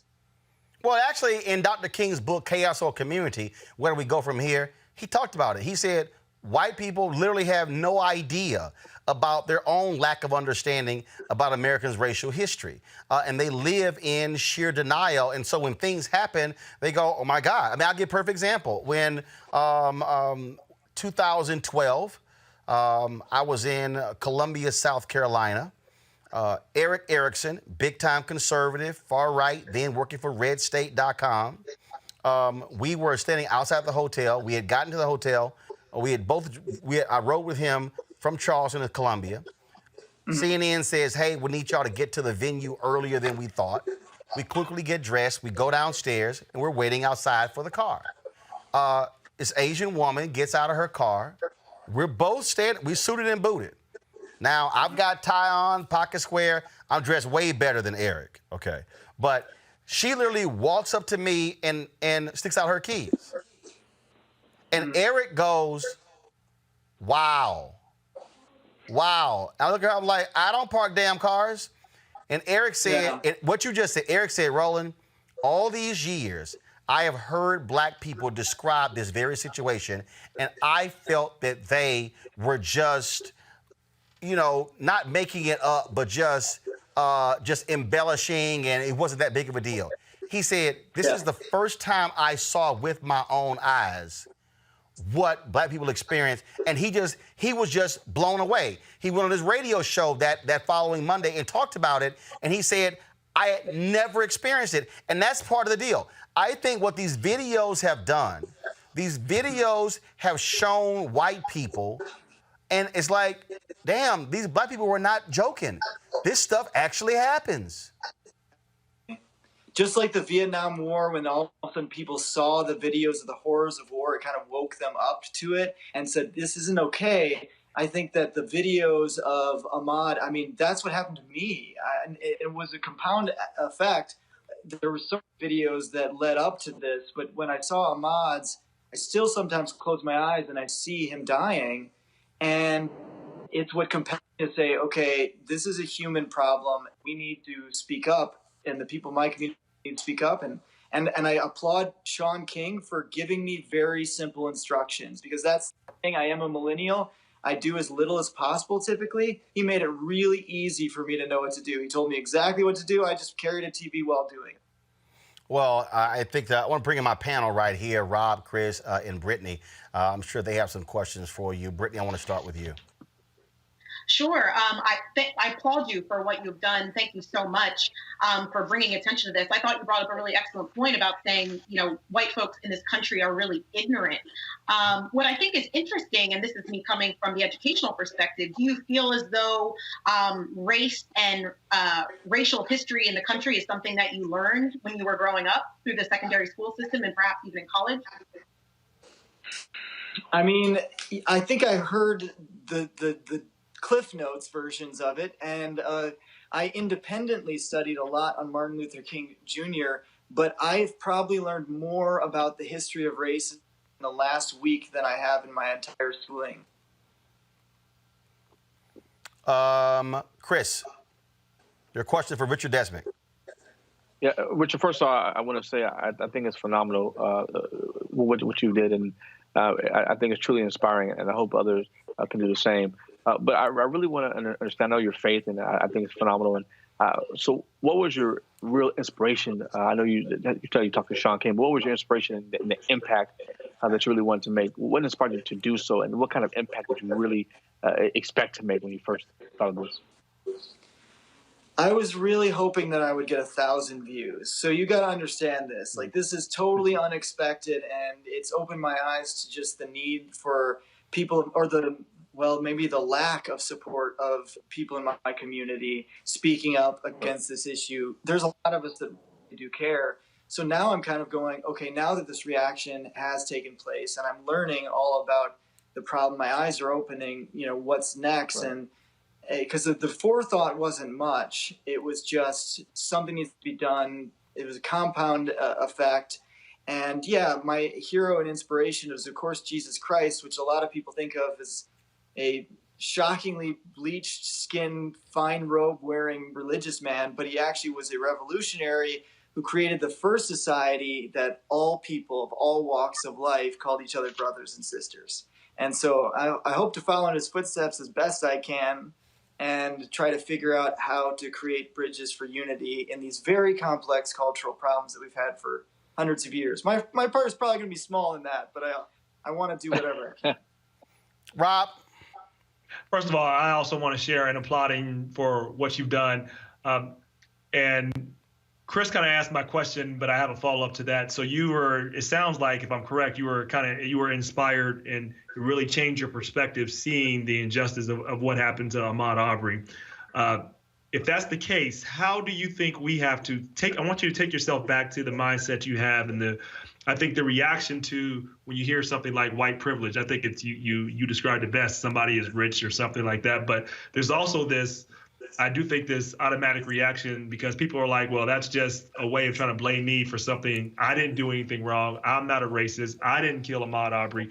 How do we, because I think we as Black people can talk about it forever and we have to live it. We have to go through it. We have no choice. How do you think we can reach more people in your congregation and others who might have the same initial reaction to say, like, well, I didn't kill Ahmaud Arbery, so why should I be concerned about that?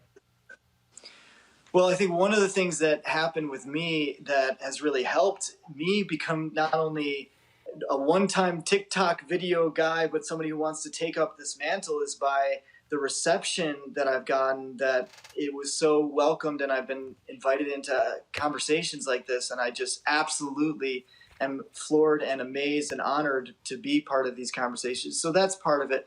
But what I'll say is, to speak on one of the things you kind of reference is, I'm not a racist, right? I'm not a racist. So the moment you call someone a racist, they're immediately always trying to think of the reason why they're not a racist. And they'll always find something. Everybody, no matter how racist the person is, they'll pretty much always find a reason. I've got a black friend. We've all heard that kind of stuff. And instead, what I'm trying to do is to, when I talk to my white friends about the prejudice, the prejudgments that they're making in their lives and their hearts that are actually negatively affecting other people. Because while you might not consider yourself a racist, and I'm talking to my white community here, but when you might not consider yourself a racist, you probably have prejudgments that might be negatively affecting people. And so, I don't know, that's at least one of the ways I think we can turn the conversation to a way that is a little, people are a little bit more receptive to have white awareness. Yeah. Maybe there's something going on. This is what I've said to my white friends. Maybe there's something going on in the community of inner city and people of color that you're not aware of. Is that possible? That there's some things that you're not aware of? And you should go, well, yeah, probably. Okay, maybe we should listen. That's what I've been saying. And I would also say one final thing, if we can, on this. It's, as we go to churches, I'm also a Christian too, and I think we have to put ourselves in uncomfortable situations. And it's not comfortable to talk about race. The truth is, I think there are some people that are well-meaning, but just don't want to have the conversation because it's too difficult. So, but that leads to indifference. And as Dr. King said, indifference is the biggest threat to injustice. It's not the people that are, it's obviously tragic what happened to Ahmaud Arbery, but the point is the conditions and the environment and the microaggressions that created the condition where that could happen, the system where you don't even have a charge. This was on tape, this was known, and the fact that this could go on tells you that this goes on a lot more often and people accept it because of indifference. So I think we have to put ourselves in these uncomfortable situations as Christians. So I admire what you're doing. I say keep putting yourself in uncomfortable situations. Well, and I think what it requires, I think it requires white people like Richard to go talk to white people. Absolutely. I think because the reality is, Richard, and look, the reality is there are things that you have heard in conversations your whole life that no black people were present. And what it requires is somebody white at that moment saying, hold up, what do you mean by that? Explain that. Why is that your view? What you got? And that's the piece. And that's the thing that it requires. You need white people in white places, in white spaces, challenging other white people on exactly what you talked about.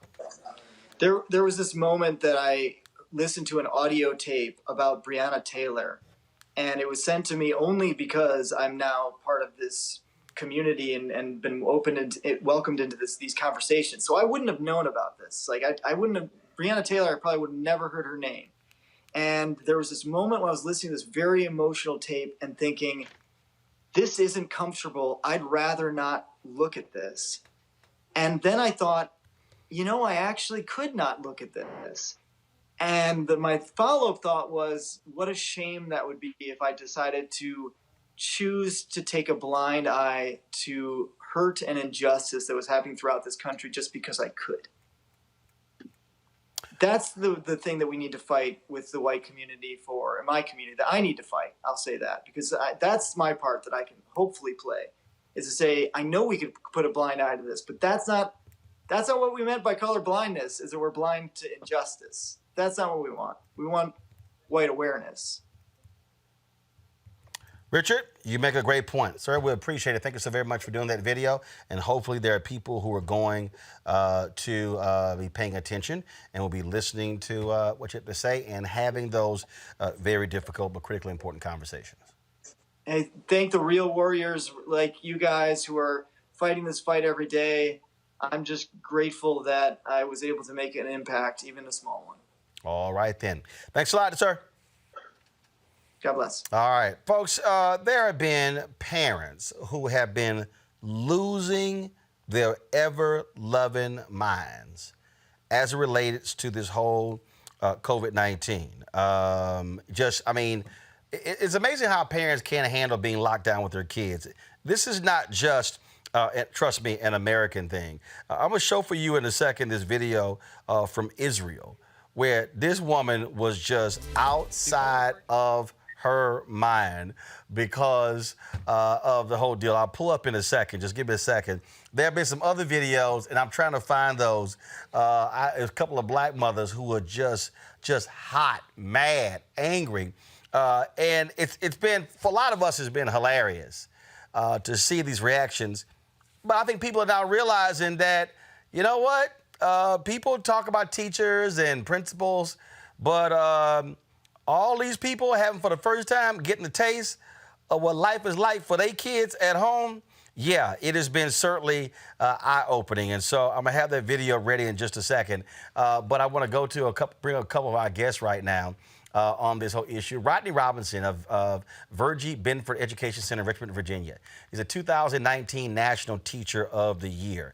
And like I said, folks have been looking at, you know, all around the country, parents having to deal with homework and all this sort of stuff. And they realize this stuff ain't easy. Check out this teacher here. Check this out. זה לא נורמלי. מהבוקר, אנחנו רק ביום השני, מיליוני הודעות בוואטסאפ, יש לי 4 ילדים שיעורים, תדמיינו כמה וואטסאפים, כמה מורות לכל ילד, כמה מקצועות לכל ילד, יש לי רק 2 מחשבים בבית, הם רבים מהבוקר על המחשבים, אחד המורים של הבת שלי חי בסרט שהיא ב8 בבוקר תשב לראות אותו על המסך, היא ב8 בבוקר רק הופכת צד במיטה. מה נראה לכם? המורה למוזיקה של הבן הקטן שלי, היא שלחה תווים הבוקר. מה אני אעשה עם המידע הזה? מה, יש לי הרכב של איזו להקה? אני לא יודעת לקרוא תווים. שנייה, אני מוציאה קלרינט ויושבת עם הבן שלי לעזור לו עם התווים. די, חבר'ה, מורים, תנמיכו ציפיות, זה לא הגיוני. וכל היום, איך הילד מרגיש? איך שיצייר ציור? איך הילד מרגיש? הוא כל היום בפלאפון, טוב לו. ישנים טוב, אוכלים, לא מפסיקים לאכול. איך הוא מרגיש? שאלו אותי איך אני מרגישה. קורסת. אני עוברת מילד לילד. הנה מדעים, הנה מתמטיקה. הנה, חלס, גם איפה אני יודעת את כל הדברים האלה? עכשיו הילדים שלנו יעלו עלינו כמה אנחנו סתומים. זה לא לעניין, באמת. אני יודעת להפוך שבר מדומה. גם אם הוא מדומה, אני רוצה להבין משהו. למה צריך להתעסק איתו? הוא לא אמיתי, עזבו אותו בשקט. מה אני אומרת פה? גמרתם עלינו, זה רק היום השני. אם לא נמות מהקורונה, נמות מלמידה מרחוק. זהו, פרקתי. בבקשה, להוריד קצב, תניחו להם. שיהיה יום מהמם. From the New York Post. That was too funny. Let's now go to Rodney Robinson. Rodney, there's a lot of parents who are like, I did not know all this stuff teachers went through. Yeah, everybody's struggling right now. You know, nobody's really prepared for this, teachers and students including, especially the parents. But we just do the best we can to make do in this situation. The real problem is I think too many people are focusing on academics. Right now, we need to focus on the social, emotional well-being of our children. Their lives have been interrupted like never before, and they're struggling to handle all of this immediate change. So we really need to stop worrying about their academic ability and worry about their mental health and make sure that they're able to cope and survive and deal with the current situation. But I think also what's happening is parents are also realizing the amount of work, the amount of homework and assignments and follow-up that kids are dealing with, which you not to say they are now sitting in the same position as the teachers. And it's kind of like, yeah, but you might only have 1, 2, 3, 4 kids. Now imagine being the teacher and you dealing with 20 or 30 in a classroom. Yeah, it's really trying time for parents. I think I was talking to Google the other week, and one of their most researched terms lately is how to thank a teacher, because parents are really appreciating the struggle that teachers are going through right now. And I'm really thinking about teachers who are parents, because you have to educate your students, but at the same time provide an education to your kids all in the same 24 hours of a day. And that's really, really hard right now. And so I salute all the parents and all the teachers who are struggling and maintaining during these trying times. We don't know how long this is obviously going to end. And so for the parents who are at their wits' end, what tips can you give them? For the parents who are at their wits' end, I just say, keep striving, do what you can. I said earlier, this is something that has never happened before in the history of education. And so just do what you can. We know things are stressful right now. If you can't keep up with academics, just sit down and read a book with your kids. Have a family group study of a book. Literacy skills transfer no matter what subject you're doing. So just do what you can. Do not overburden yourself, because we're struggling right now. Everyone's struggling. You know, people have bills, people are losing their jobs, family structures have been changed. And it's really added stress trying to keep up with such academic rigor. So take a step back and just read a book and just keep your kids updated on literacy skills. And then once schools open up, turn them back over to us and we'll meet them where they're at to give them the education that they need. All right, now got either a question or comment from each panelist. I'm gonna start with Chris. So my question. So I have nieces and nephews, and I know it's obviously. And first of all, congratulations to you. I know it's obviously been a challenging time, but so when you look at the school, and obviously now you're looking at parents practically homeschooling their students. Do you think this is something that we can look at in a long-term perspective that we should look at in terms of just keeping students at home? Do you think it's more effective per se because they're in a family environment? No, because ultimately kids need socialization. And schools are a place that teaches socialization skills as well as academic skills. You can't keep a kid at home their whole life, then say, hey, go out into the world and get a job and socialize with people when they have never dealt with people outside of their community. And as segregated a country as we are, if we keep kids at home, there are some people who will never see someone of an additional race or have interactions with someone of an additional race. So it's really important that we keep the school structure. But ultimately, this is a moment where we can reimagine what schools are. I think this is probably the biggest change to education since Brown versus Board. And it's really important that we reimagine what school could be so that all students can have great outcomes and become what they want to be in life. Right now, we know that's not happening in schools. COVID-19 has exposed a lot of inequities. And so as we go back to school, it's our opportunity to attack those inequities to give every student a fighting chance at a quality education.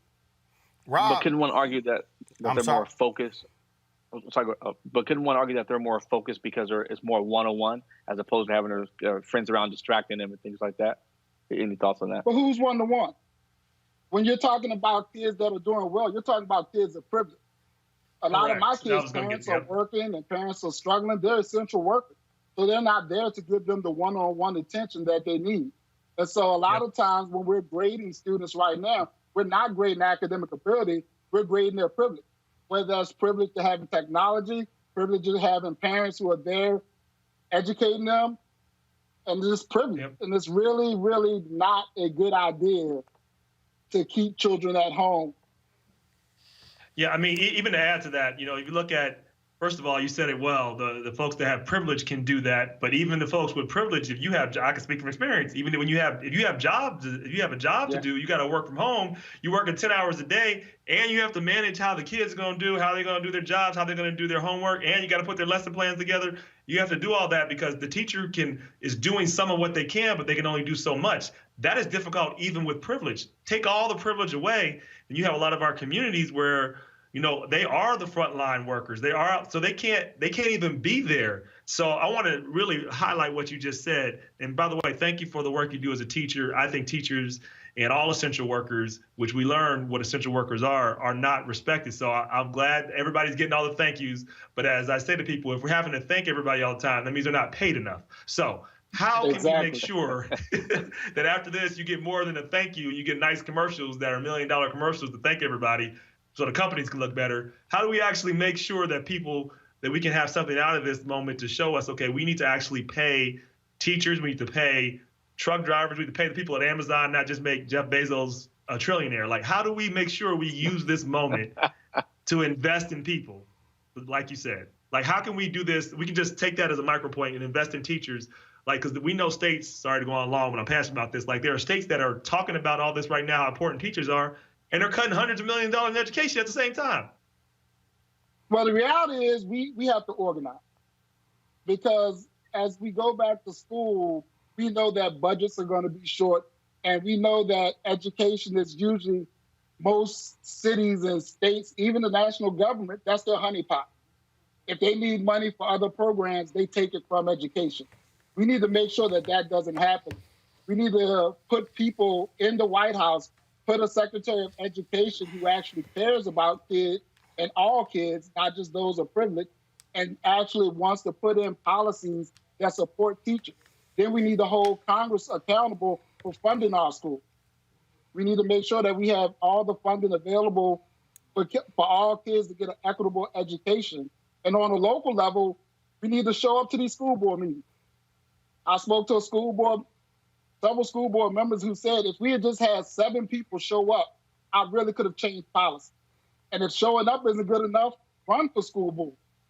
That is the most democratic position in the United States, is running for school board, because you control curriculum, you control what your community prioritizes, and you control the future of the kids in your community. So just run for school board and advocate for those things. And teachers will have your back. And right now, parents will definitely have your back after experiencing what we go through every day. Last question from Brittany. Brittany, last question. Do you have an opinion in terms of when the schools should be opened back up? Do you think that we'll be prepared by September? And if we don't, like, what will be, I guess, what type of things do we need to worry about? Well, the reality is we need to listen to science. We need to stop listening to politicians who have agendas or who are trying to open up the country. We need to stop listening to economists. We need to listen to science. And when the scientists say it's okay to go back to school, that's when we need to go back to school. Because if we're not, we're putting kids in danger. I saw a report that said all kids should be 6 feet apart. Well, if you're in a class with 50 students, there's no way possible for you to sit 6 feet apart. So it's really, we have to listen to the scientists, but at the same time, as us in education, we need to be innovative. We need to attack all the issues to make sure all kids have access to technology, resources, and learning during this time period. Because school may look totally different once we finally get back to school. All right, then. Look, we certainly appreciate it, man. Thank you so very much for all the work that you do. And keep it up. Rodney Robinson of course, Richmond, Virginia, the 2019 National Teacher of the Year. Thanks a bunch. All right. Thank you.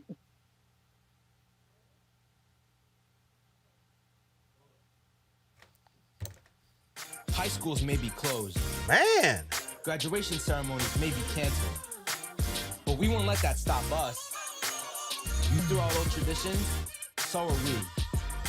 Join us on May 16th as we all come together. Say goodbye to the end of an era and welcome a new beginning with you at the center. It's time for America to celebrate and honor you, the high school class of 2020.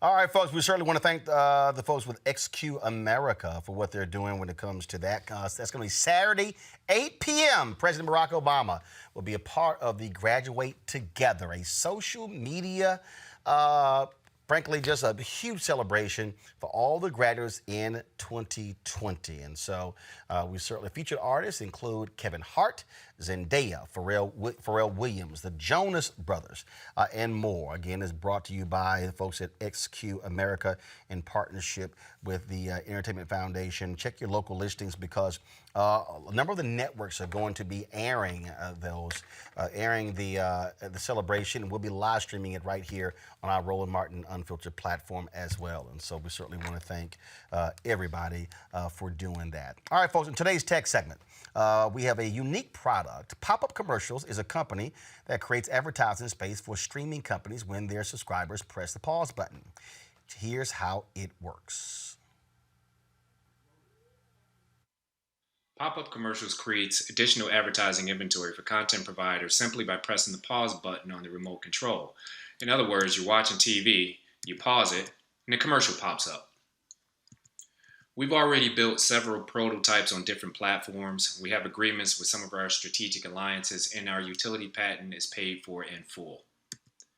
There's a few problems in this space. The first is a bit personal.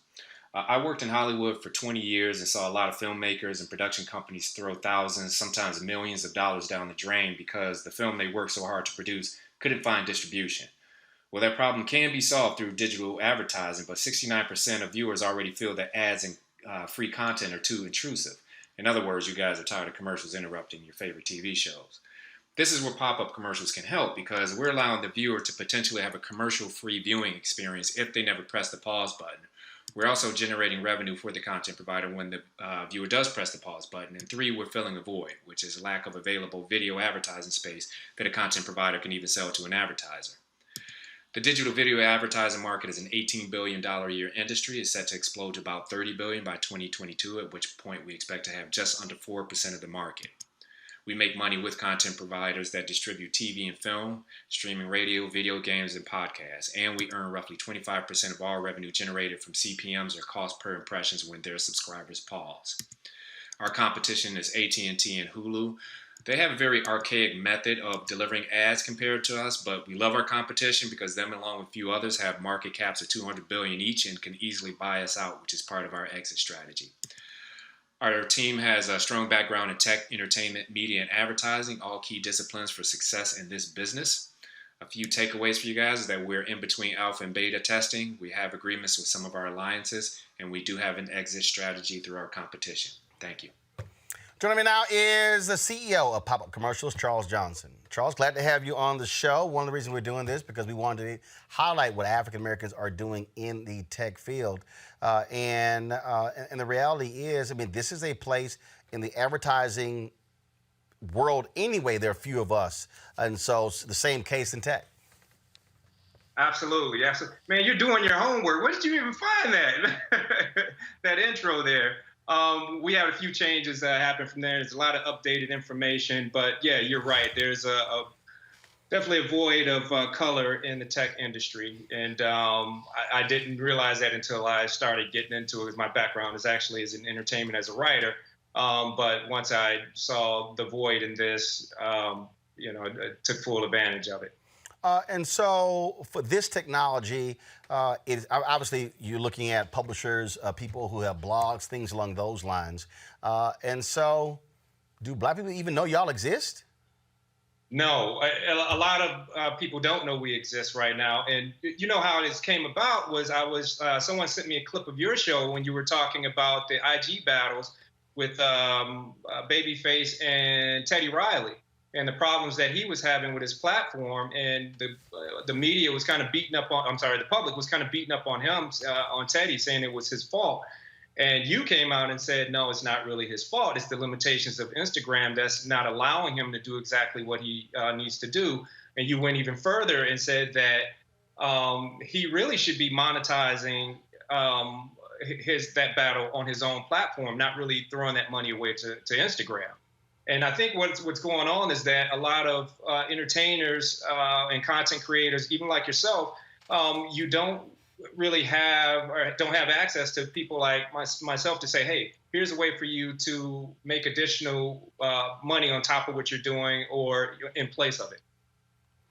So explain to people, how does it work? If somebody out there, they've got a website, they've got their blog. So how does this work with them?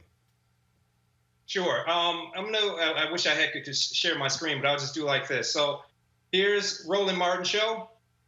Here is an ad server company. So someone is watching the Roland Martin Show and they press pause, a commercial is going to pop up right in the middle of the screen. But that commercial has to come from somewhere. So it's going to come from an ad server company. So your viewer is watching it. They press pause. It sends a signal to me. And then we send that signal to the ad server company and say, hey, Joe Blow is watching this. He likes Nike and Lexus. Nike and Lexus will battle over which commercial should be sent to you.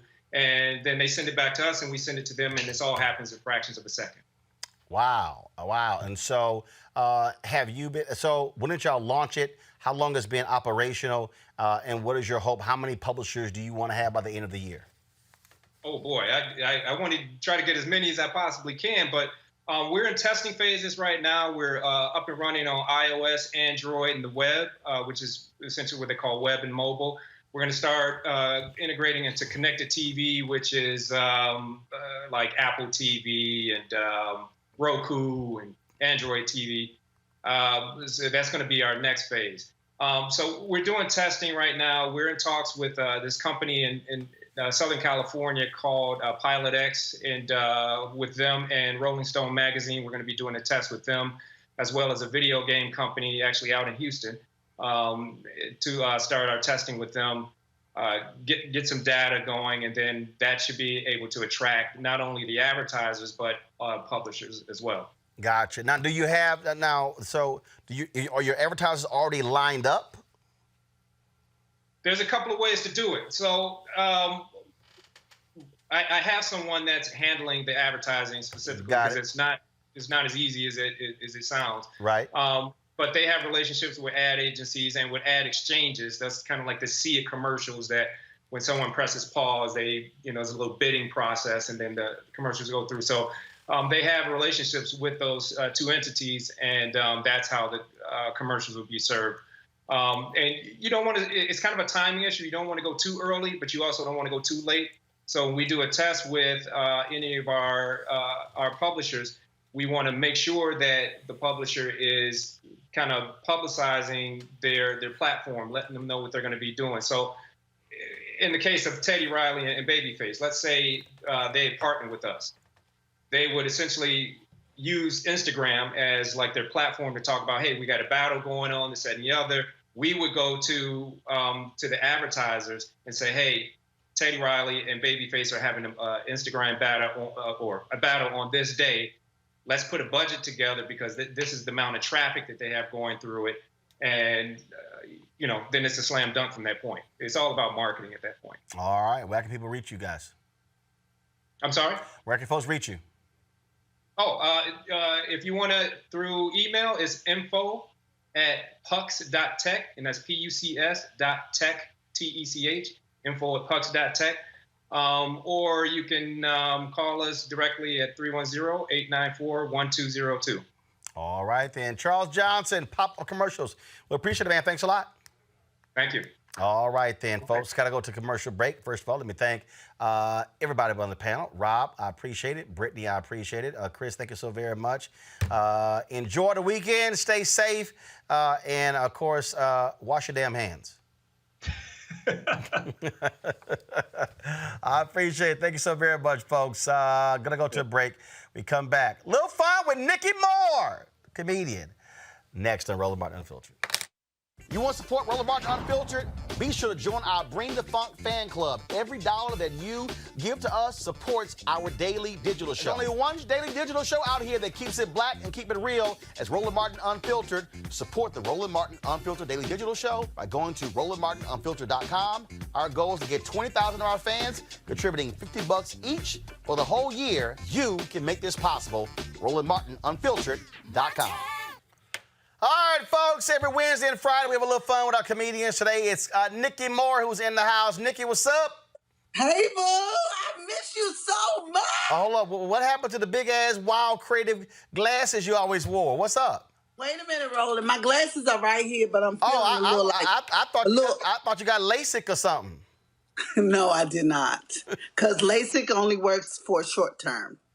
I'm not wasting my money. I miss you so much. No, but what's been up? I mean, you're on lockdown. You can't go nowhere.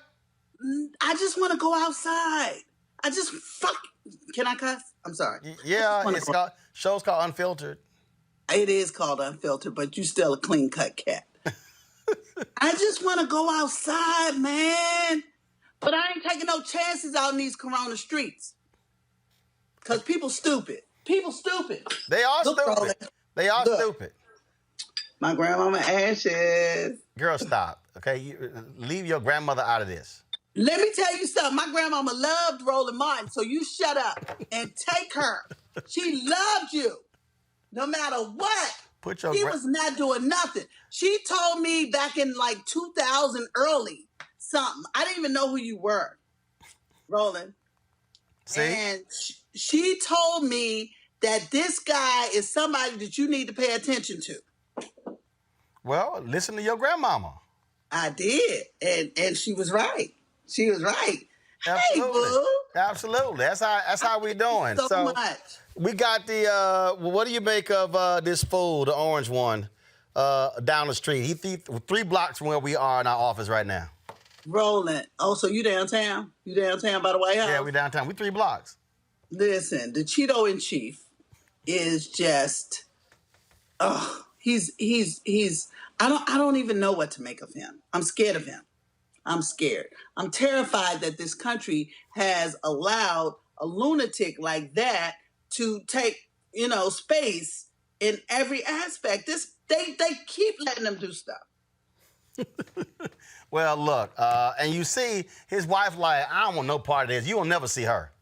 Never. No more. I don't blame her. You know what? I think she hanging out at a house in Prince George's County. I don't even think she had the crib. She not even in D.C. She not in D.C. I'm telling you, she in Prince George's County. Listen, Melania is somewhere that she's probably not even in the country, okay? If I was her, I wouldn't be in the country. I wouldn't. Gotta ask you this here. It's a lot of mad, upset high school students. They don't have their prom. They don't have their graduations. They all down, depressed. If you had a high school graduate, a kid who was all upset, what would you tell them? Oh, man, I would just tell them, listen, we don't control this. So when you do get old enough to vote, pick the motherfucker who got the smallest feet. Because no matter who wins, they're going to have their feet so far up your ass, it ain't going to make a difference. That's what I would tell you. So what you're saying is to the high school graduates, if you mad about your graduation, your prom, make sure you're behind vote in November. Make sure you vote. As soon as you can, make sure you vote and vote for somebody who has a sense of sensibility. Vote for Roland Martin. I'm writing you in. No, don't write me in. That's a wasted vote. Get this fool out. So so what about this here? So being on lockdown, it's a lot of people say they've saved a lot of money. Have you done that? Dude, I looked at my bank account today. I was like, I did that. See, because you're not going out buying drinks at the club. You're not traveling. Hell, you ain't spending money on dry cleaning. You ain't buying clothes. I'm not even online shopping. A lot of people are online shopping. I'm not doing nothing and my shit is stacking. I'm so excited about that part. Like, keep me locked down until at least the end of June. I'm happy about that. I feel like I'm gonna come all the way up. But what's the first thing okay, so let's say we get past all this Rona drama. What's the first thing you want to do? Roland, the first thing I'm going to do is get my feet done because they crusty. And I need a man. You married, so it ain't no issue for you. Why can't you do your feet alone? Huh? Why can't you do your feet at home? Dude, I tried, but it ain't the same. It just ain't the same. Let me tell you something. The first course of action is this husk is like industrial on these feet. It's rough. I'm not even kidding. I'm not ashamed, but I'm embarrassed. Okay, like I have some really hood like industrial husk on my heels. I can't. No matter what I do. You don't have one of those things that shaves all that dry skin off. I do. I got a pumice stone. I got everything, but. I think I got some gator in me. I think, I'm related to an alligator or something. I do. It's not working. It's just not working. I looked at my feet today and I was like, I would show you, but, I can't. And you talk about not having a man, but it's a bunch of people married.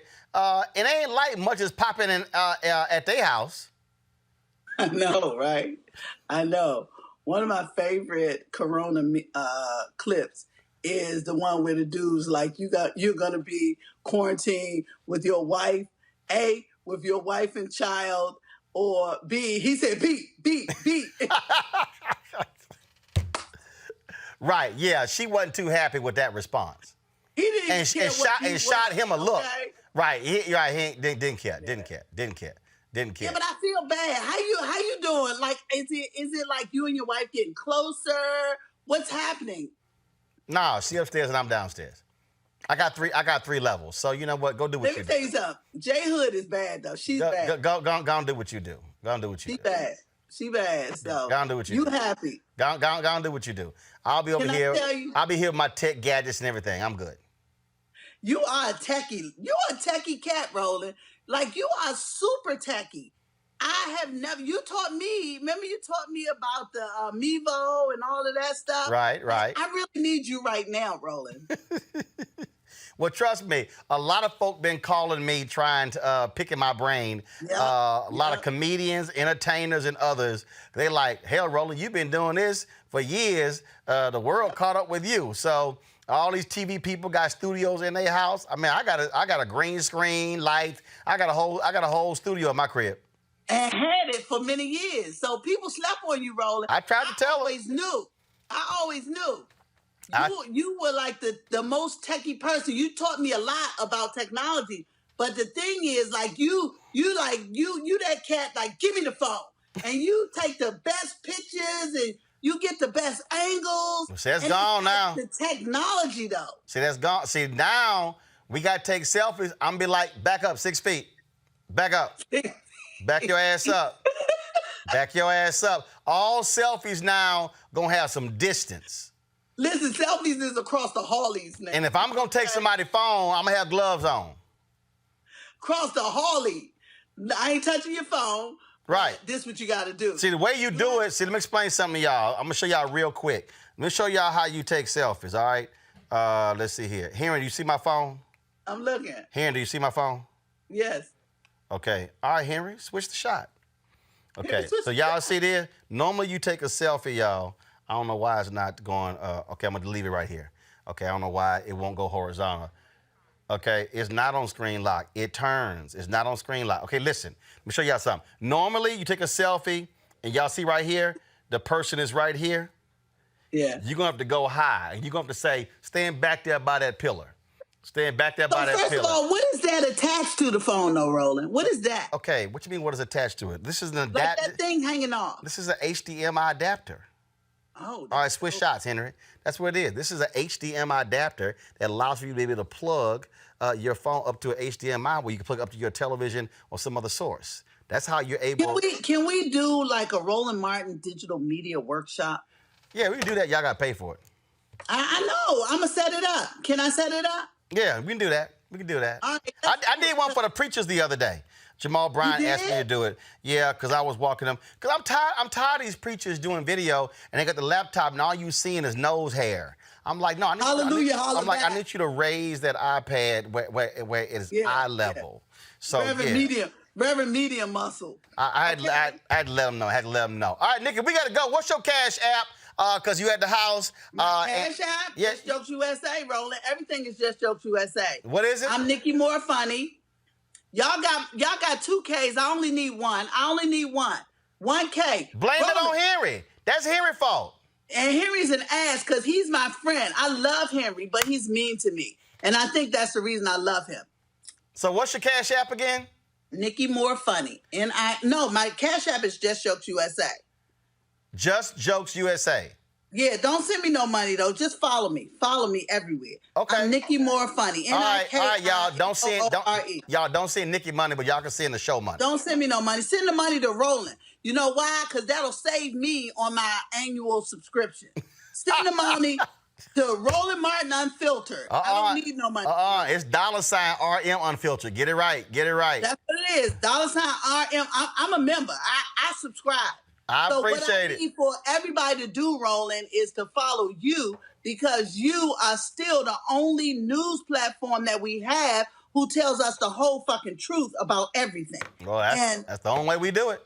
Yes, man. And I follow you every day because this is so important and I can't wait for you to be on every fucking platform everywhere. Well, we getting it done. We gonna make it happen. Nikki Moore. Thank you. I appreciate it, darling.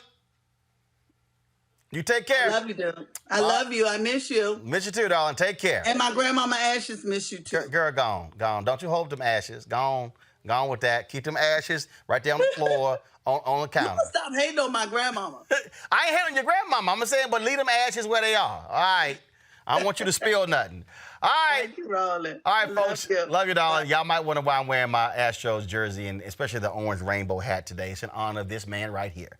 Bob Watson played 14 years in Major League Baseball, many of them for the Houston Astros. He became the first black general manager in Major League Baseball history in 1993 when he took over as the GM of the Houston Astros.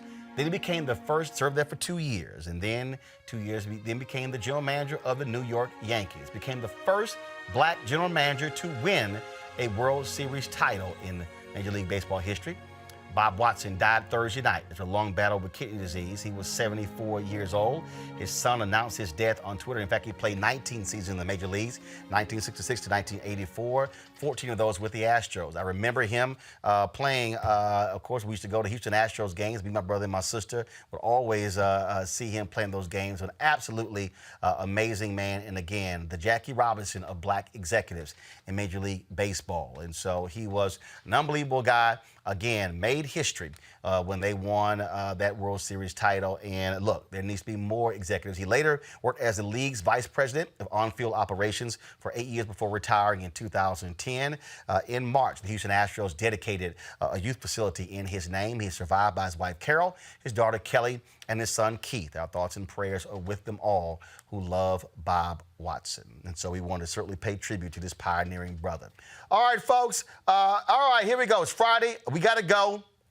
The D.L. Hughley show on Ceek starts in 45 minutes, but I do not want to go until we are able to hear the people who have given to us in the last 24 hours, who have joined our Bring the Funk fan club. I told y'all, everybody who gives $50 or more gets a personal shout out from me.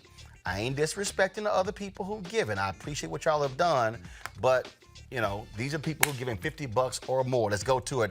Adrian Wiseman, Alfreda Crowther, and Andrette Duncan, Anthony Brown, Anthony Perkins, Antoine Stevens Phillips, Arnetta Henderson, Asaru Wright, Benjamin Cicero, Brian Hilliard, Bridget Sudds, Cabanis, Crystal Crocheron, Deborah Thomas, Demetric Brown, Dion Smith, Donald Rubin Realtors, Dondria Morgan, Donnie Stewart, Dre Bus, Duchess Britton, Fran Owens, Gene Allen, George Johnson, Harry Crockett, Johan, John Matthews, Joseph Williams, Joy Hilton, Kenneth Johnson, Kimberly Edwards, Lizelle Thomas Connors, Maresha Foreman, Mary Creighton, Michael Lomax, Mildred Johnson, On the Way Services, Pamela Ross, Queen V, Robert Carter, Robert Holman, Sarah Snyder, Sakithia Austin, Shelley Williams, Stanley Lewis, Tyrone Lee, W. Woodrow, Vonnie Carpenter, Walter Shahid, Pamela Matthews Johnson, Mikhail Yisrael, Phyllis Alsop, Veronica Freeman, Marcel Montanez, and my girl, Hollywood writer and producer,